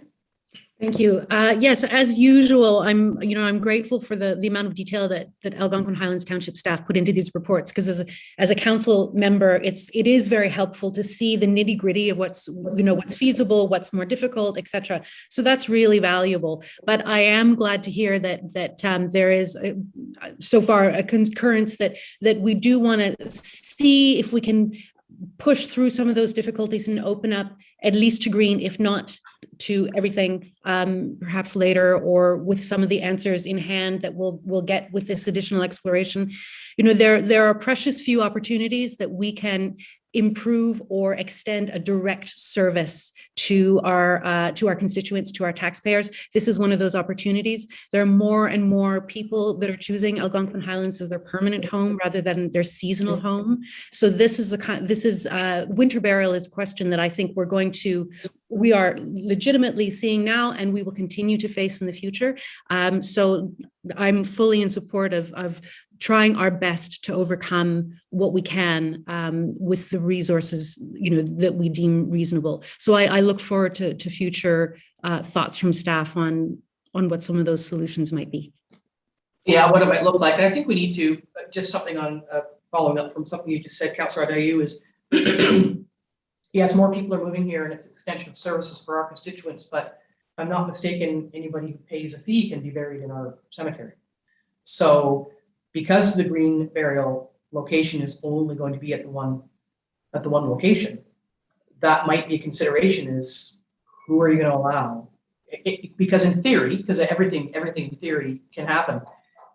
If the idea is to extend the service to our constituency in good faith, but they let anybody in there, then how fast are we filling up green burial spaces for people who aren't our taxpayers? And does that matter to council? And if it does, then maybe that's something that needs to be looked into, because it is a finite resource, because the other cemeteries are pretty full, and St. Stephen's is the only place that has some vacant land. So what are your thoughts on that kind of thing? Jen? That's a very good point. I visited St. Stephen's very, very recently, just to have a fresh view of the space that we were chatting about, and you do see how quickly that area is filling up, which means that there are bigger questions out there, more strategic questions out there about where do we go next, or what sort of service do we offer next after this. So it could be a very good cue to start that conversation up. And wrapped and rolled within that question is something that Lyle and I chatted about on the phone not long ago, which was cost recovery models for how we fund this. Where do the fees come from, and where do they go? How much do they cover? How much do they not cover? So again, this could be a really good cue to take that step back, take a look at our cost recovery models, which could inform our longer term strategic thinking as well. It's a nice time. Yeah, and I think the cost recovery is very important in terms of winter burials, because there's a tremendous amount of work that needs to be done with equipment, and that's a very important aspect of it. Deputy Mayor Danielson. Just to the issue of cost recovery, I think we have to look at full cost recovery, no matter who's doing the work. And I think that's the model that the contractor had talked about, was full cost recovery. And there's some, I believe that there are some savings in a way with green burials. So, there's a balance. It may cost them a little bit more for equipment, but a little bit less for what might be standard funeral services or expenses. Mm-hmm. So I think part of that, circling back to what Lyle had said in terms of, when we had the liability discussion this morning about the Bear Lake Road, and that may form part of that entire package, that if there are winter burials that are going to be performed by a company like Semicare or some other such service, what's included and how is the township indemnified therein, not forgetting about joint and several liability. So it is a really big deal. People don't think it is, but it actually is quite a big deal. I think that's everything I have for my notes. I kind of knew this was where council would land on this. So knowing that there are some challenges, but there are lots of opportunities that go with them, we'll look to staff to put together a plan. But I do want to circle back about that. I'll ask the clerk here in charge of cemeteries, can a township restrict who can be buried in the cemetery? Well, that I have seen different rates in bylaws, non-resident versus resident, which is something we've never looked at. I think it's, we don't have a lot of space, whether it's traditional burial or green. And I would ask council if they would like that to be considered, that we start looking at restricting who can be buried in our cemeteries. I don't know that we get a lot of people who have no connection to the area. I mean, I wouldn't know that, but do we want to preserve the space for our taxpayers? Liz, who wants to go out on a limb on that one? Liz? Well, I'm not sure I'm quite ready to vote in on that one. I mean, that's a tough one. I can't see too many people from outside of the municipality wanting to be buried there. Well, maybe from within the county though. I know that there's one other green burial site that's being considered, or at least one. So I would hope that, we wouldn't necessarily be facing taking, any of the green burial people from the county. But shoot, there was something else that I was going to say about that, and it just went right over my head. Oh, I know. I was going to say, I think that in these days, more and more people are going to the columbariums and to being cremated. So, I think that there will be as many people looking at that, and we are providing for that. That's just one of the things that fits into the equation. Yeah, I think it's important, not unlike garden suites, maybe nobody wants one, but we need to have the rules in place in case somebody does. I do think we need, to your point, and also back to Councillor Dayu's point, I think it's time to have that bigger picture conversation, because they are a finite resource.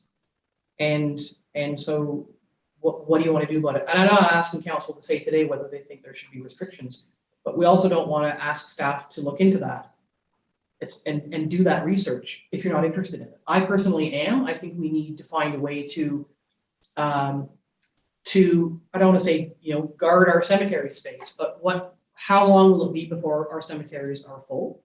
And then how do you start a new one where we don't know anything about that. So I think in conjunction with this, there is something that we didn't actually have, the 21 items on our big picture list. We didn't put this on there, and maybe it's one of the ones that needs to be addressed sooner than later, is what does the future of burial look like in our community?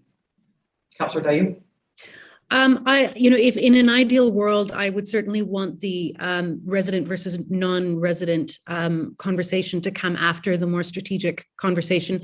But my hope is that green burial is going to begin pretty darn soon. And if that's the case, then we're probably not going to have that strategic conversation. So I almost, at least in time, so I almost wonder if there is a way that we can say for the first year, it will be limited to non-resident, to residents only, and give us the time to have that conversation. Because if the decision is to seek new space to open up a new a new burial ground, then that might open the scope for lots of folk, especially if we're going to, which I would readily hope we're able to continue to open green burial opportunities in new spaces. My hope is that more and more people will see how environmentally friendly green burial is versus pretty much every other kind of burial, and that there will be an increased interest in green. So that might be, a service that will be on the uptake.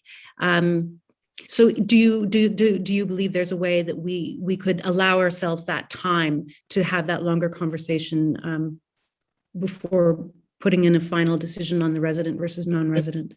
Yeah, probably. I would look to the clerk. I mean, I'm not sure what your time frame is when you say not too distant future. I'm not sure the phrase you use, but I don't think that there's a lot of work to be done before we start digging holes at St. Stephen's Green section. So there's all the approvals through first the bylaw has to come through, and then the BAO has to approve the process. I'm looking to the clerk because it's her purview.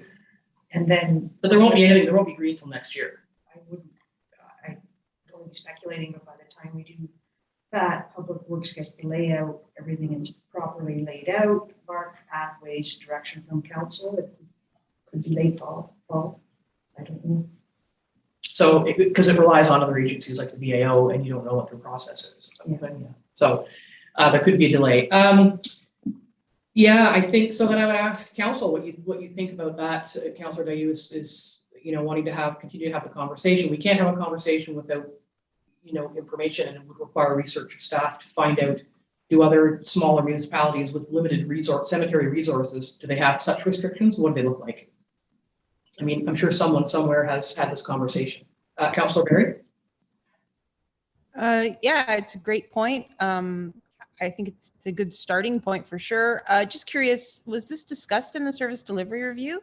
Because if this is a need of, taxpayers of the county as a whole, maybe there's an opportunity for collaboration down the road. Well, and yeah, good point. I think any opportunity is worth looking at. Liz, what were you going in with? No, I was just going to say no. It wasn't part of the discussion because the county doesn't have cemeteries.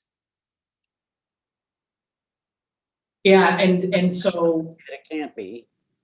yeah, because the county also doesn't have waste management or fire, but those were discussed as well. So that's fair enough. So does council think that, or would council agree that we also need, and I don't know what, like, do we need to count spaces? So we perhaps part of the conversation is a cemetery capacity report. I don't even know what that looks like. So we might be able to say in all of our cemeteries we have 41 plots available. We don't know. Do we have 4 or do we have 73? I don't know. And so, and if, to Jen's point, if there is looking at different options, what land would we use? We don't have a lot of municipal land that's in places convenient to be a cemetery. What would it take to create a new cemetery? You know, what land would we be looking for people to donate a piece of land to make into a cemetery? So there are some complicating factors around how to move that whole thing forward, but we just created a project, didn't we? We did. But I think it's important to do that for the days ahead. Deputy Mayor Liz, go ahead. I'm just curious about how many burials we do have a year. Does Lyle or Dawn know that by chance? If we give the clerk 1 minute, she can have a look at her little I'll just do this year. magic machine and tell us.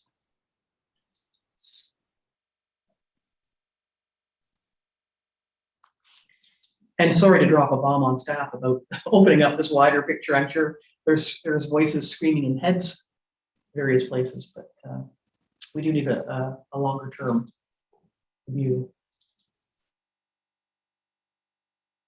Wow. A dripping tap will eventually fill a bucket.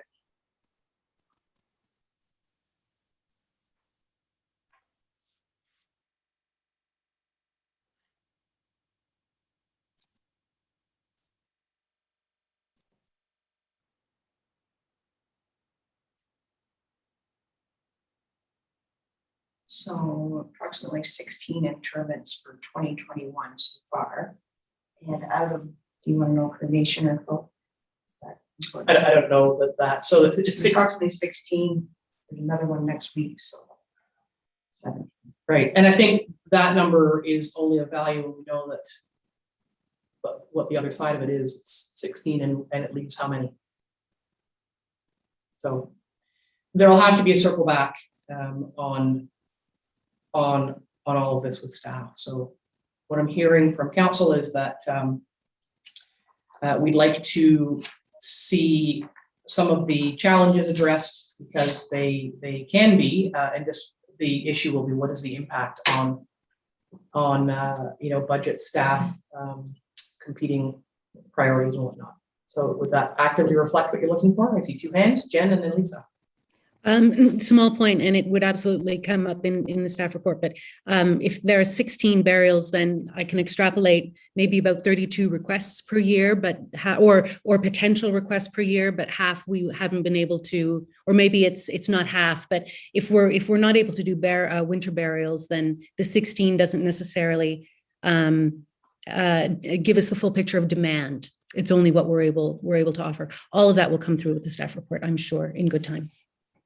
Yeah, it's like one of those grade 10 math equations. You know, Jacob has 10 cows and then he adds 2 oranges. How many spaces does he have left? So I think that's the important thing in the bigger picture, because the green offering of the green burial will certainly, you know, divert some of the interment traffic from our existing locations, but it's not going to diminish the overall numbers. It'll increase capacity that will be quickly eaten up. So I think the capacity issue is part of the important picture there. Right. Okay. So Angie and Lyle, I guess it would be Dawn because you're the cemetery lady. Do you and Lyle feel you have enough from council to move forward with? So green's a go.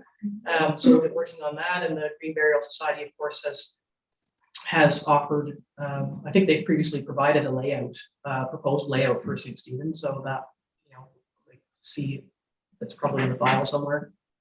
And we'll go from there. Lyle, go ahead, please. One item that was contained in my report is the fact that we're running out of space at St. Stephen's, that I wouldn't recommend utilizing the whole space for green burials because there will be some traditional burials. So I know in the report it said half and half, but the ratio is up to council, or if we want to allocate the whole area. I can get a copy of the layouts from the gentleman that created them, but we still should do a proper survey and layout, which will be part of the 2022 budget. Okay, so already capacity for traditional burials is a challenge for this municipality. So the bigger picture of conversation still prevails. Okay, so may I have a mover and a seconder for this report and direction on this? Councillor Dayu and Deputy Mayor Danielson. Moved by Councillor Dayu, second by Deputy Mayor Danielson. Be it resolved, Council receives report PW 4221 regarding green burials submitted by Lyle Bergstrom dated October 21st, 2021, and the council directs staff to incorporate green burial provisions into the cemetery bylaw at St. Stephen's Cemetery, and the council directs staff to bring back further information on winter burials. All in favor? That's carried. Thank you. And the last item too is we're back to choices. So proposals for household hazardous waste. And I believe Melissa's coming in to speak to us. Yes.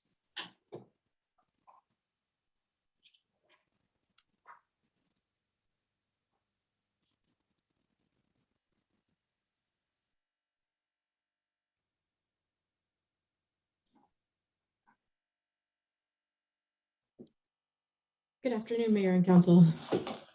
Good afternoon, Melissa. You've got a report for us. I was speaking to this CAO when we did the gender review, and I said, "Wow, this just keeps coming. It feels like the same 51st dates. It's over and over, but it is actually different topics." So take it away for us.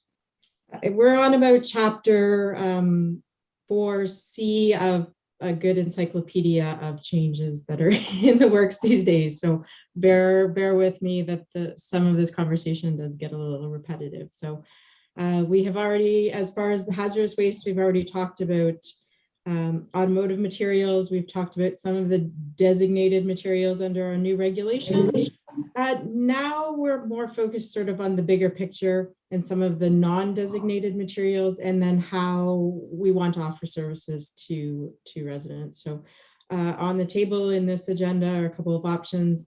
The one sort of new one is looking at a collaborative request for proposals with the other lower tier municipalities in the county. And that's come out of obviously the service delivery review conversation, and just to seek council support for that.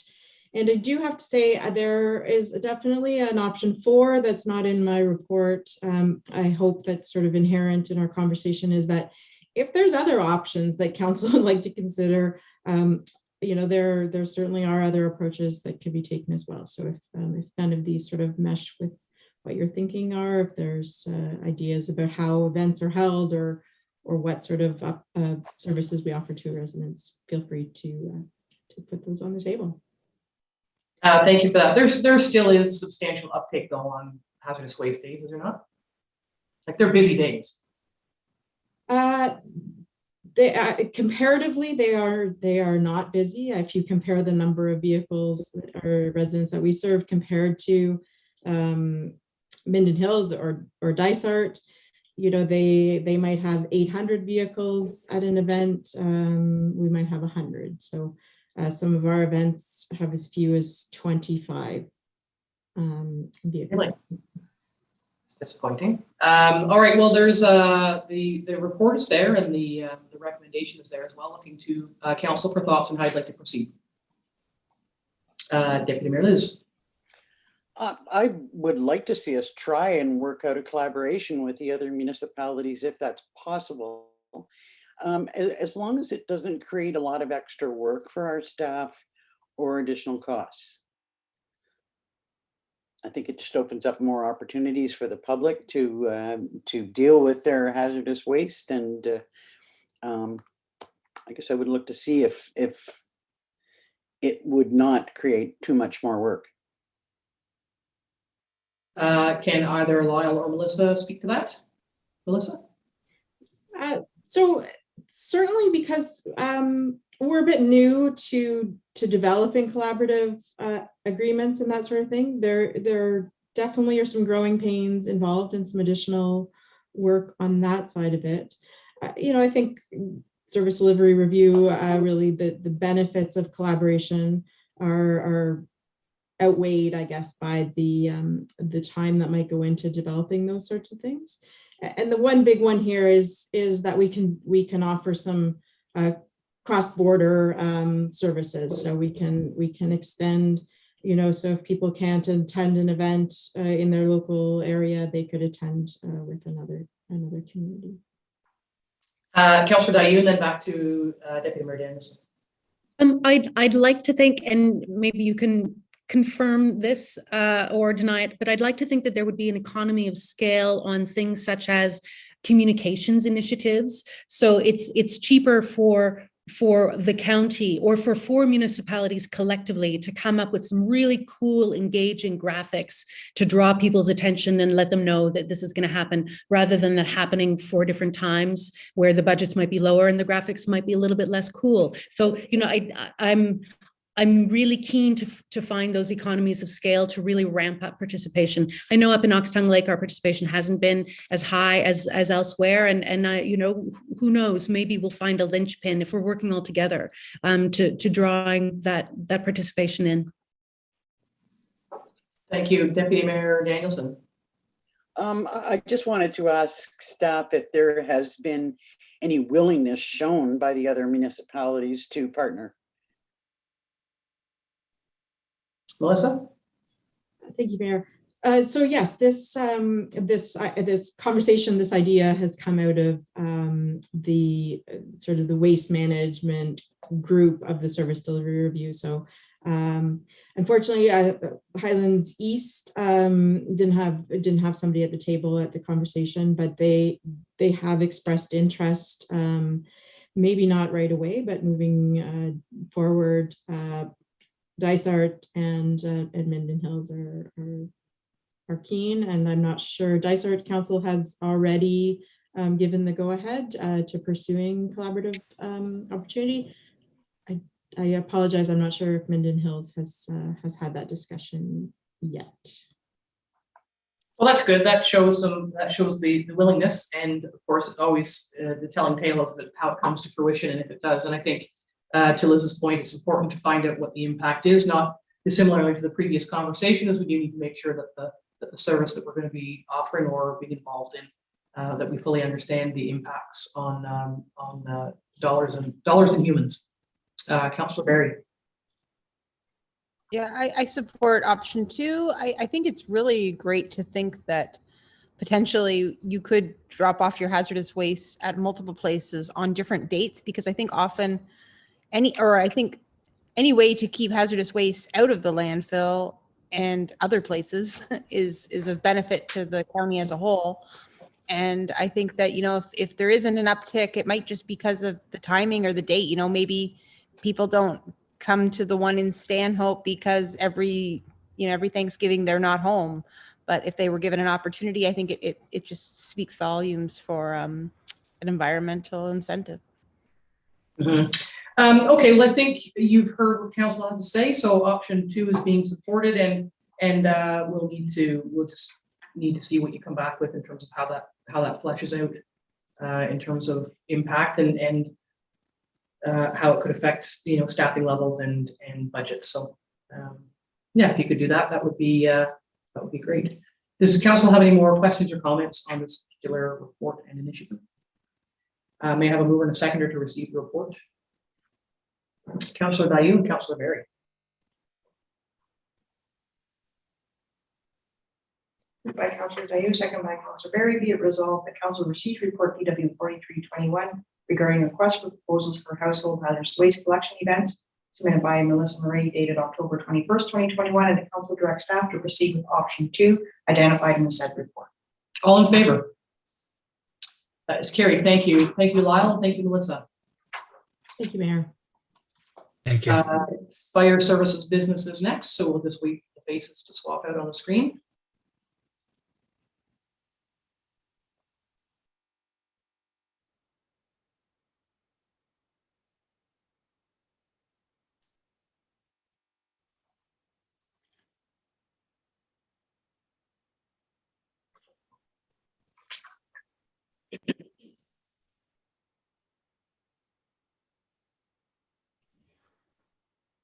Good afternoon, Chief. Good afternoon, Mayor and Council.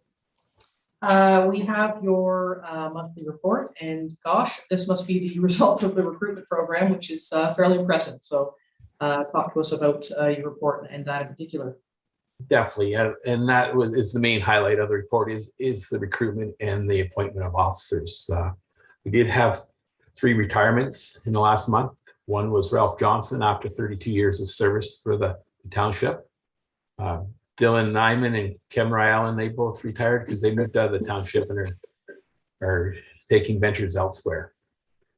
As a result of that, we did have to appoint 3 new captains. All 3 captains do bring an extensive amount of service and then with the fire services over the years. We've also developed the acting captain program. Because of people being so busy, there's a lot of times you run into where the captain isn't available for training or at calls and that. So the acting captain, there's 2 at each station.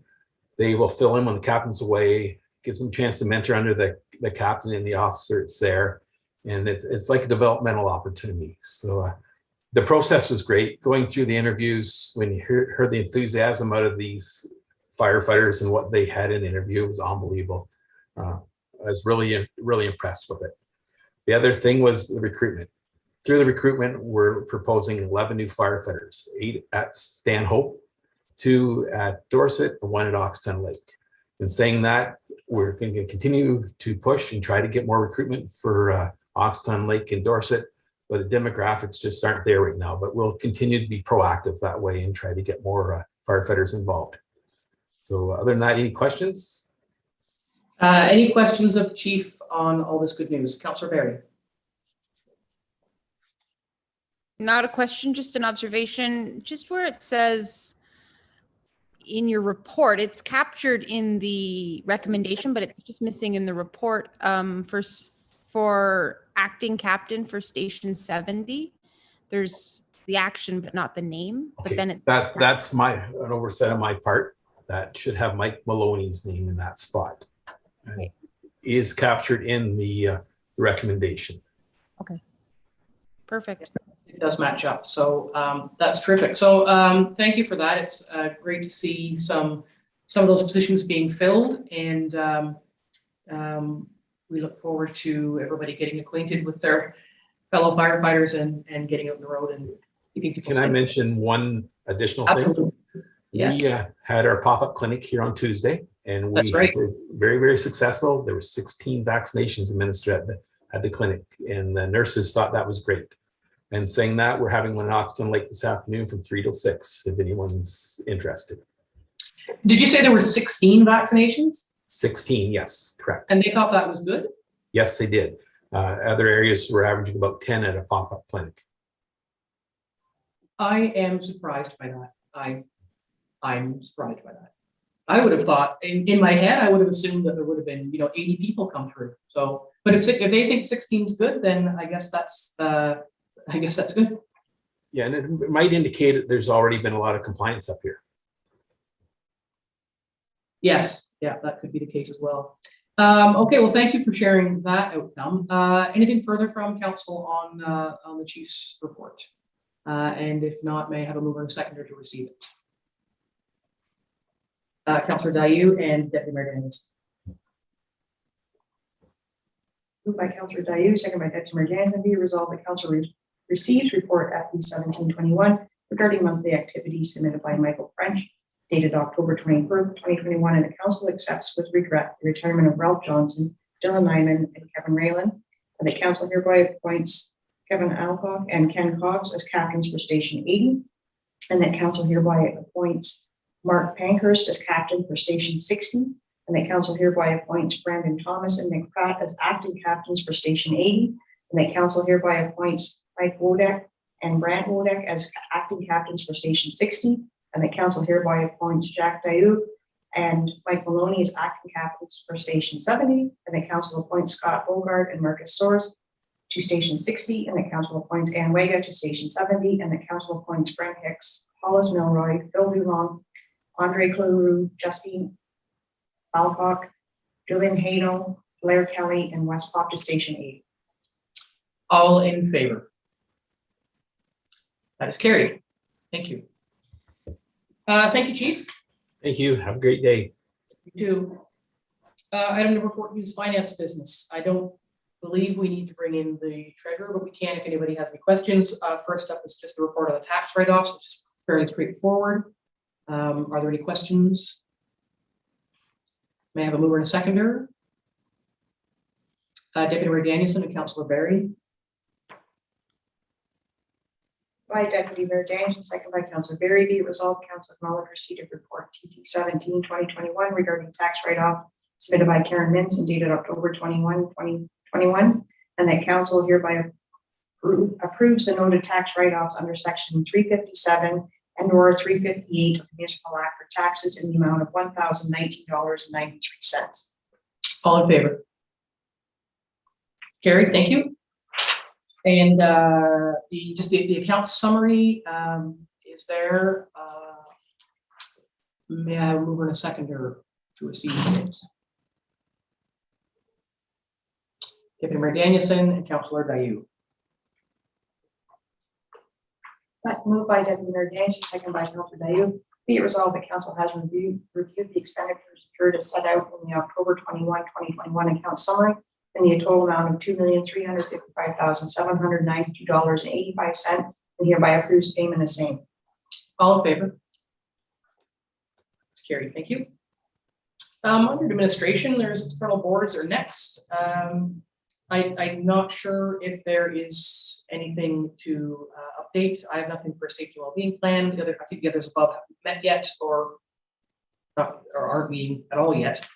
Liz, anything you want to say about library? I think we already said it last time that the new CEO is in place and getting up to speed. Nothing about the library. Eorn? Only to say that the Cell Gap project is ramping up more and more and getting into greater gear. I think that a lot of emphasis has been put so far on installing new equipment on existing towers. I think Rogers is, although they do have some, as is the case here, some interest and agreements with respect to existing properties. I think that that they are actively approaching municipalities about municipal land that might be available. I believe that the county CAO might be facilitating a meeting with our CAOs just so that they have a greater understanding of the process that's involved and just help them in, bringing anything that needs to come to respective councils. It's looking good. Things are proceeding well, and I hope to see some real improvements over the next year, let's say. Terrific. Any questions for Liz on that project? I think as this project advances, I think there will be more questions as folks start to learn, what the implications are and where there might be towers and things like that. There will be some gnashing of teeth, I think, around towers. Madam CAO. I just wanted to let council know that that meeting is happening tomorrow morning at 8 a.m. So Angie was very watery just then, but I think that she said that meeting is happening tomorrow morning. Right. Again, how can you be watery when you're in the same building as You listening to YouTube. Okay, thank you for that. Correspondence, there was nothing brought forward. May I have a mover to seconder to receive the correspondence listing? Councillor Dayu and Deputy Mayor Danielson. Dayu, second by Deputy Mayor Danielson, be it resolved that Council receives the correspondence listing for the period of September 30th to October 13th, 2021 for information. All in favor? It's carried. Thank you. There is no closed session. May I have a mover to seconder for the bylaws today? Councillor Dayu, Councillor Barry. Councillor Dayu, second by Councillor Barry, be it resolved the following bylaws be received and read a first time, considered read a second and third time, and finally passed with the corporate seal affixed. Bylaw 2021-120, being a bylaw to authorize the mayor and clerk to execute an amended transfer payment agreement regarding the ICIP COVID-19 funding stream. Bylaw 2021-121, being a bylaw to stop up close convey part of the original shore road allowance in front of lot 16, concession 10, geographic township of Sherburne. Bylaw 2021-122, being a bylaw to stop up close and convey part of the original shore road allowance in front of lot 19, concession 13, geographic township of Sherburne. Bylaw 2021-123 being a bylaw stop up closing the bay part of the original short road allowance from the lot 4, concession 2, geographic township of Stanhope. All in favor? That is carried. Thank you. We have a mover and seconder for the confirmatory bylaw. Mayor Danielson and Councillor Dayu. Moved by Deputy Mayor Danielson, second by Councillor Dayu.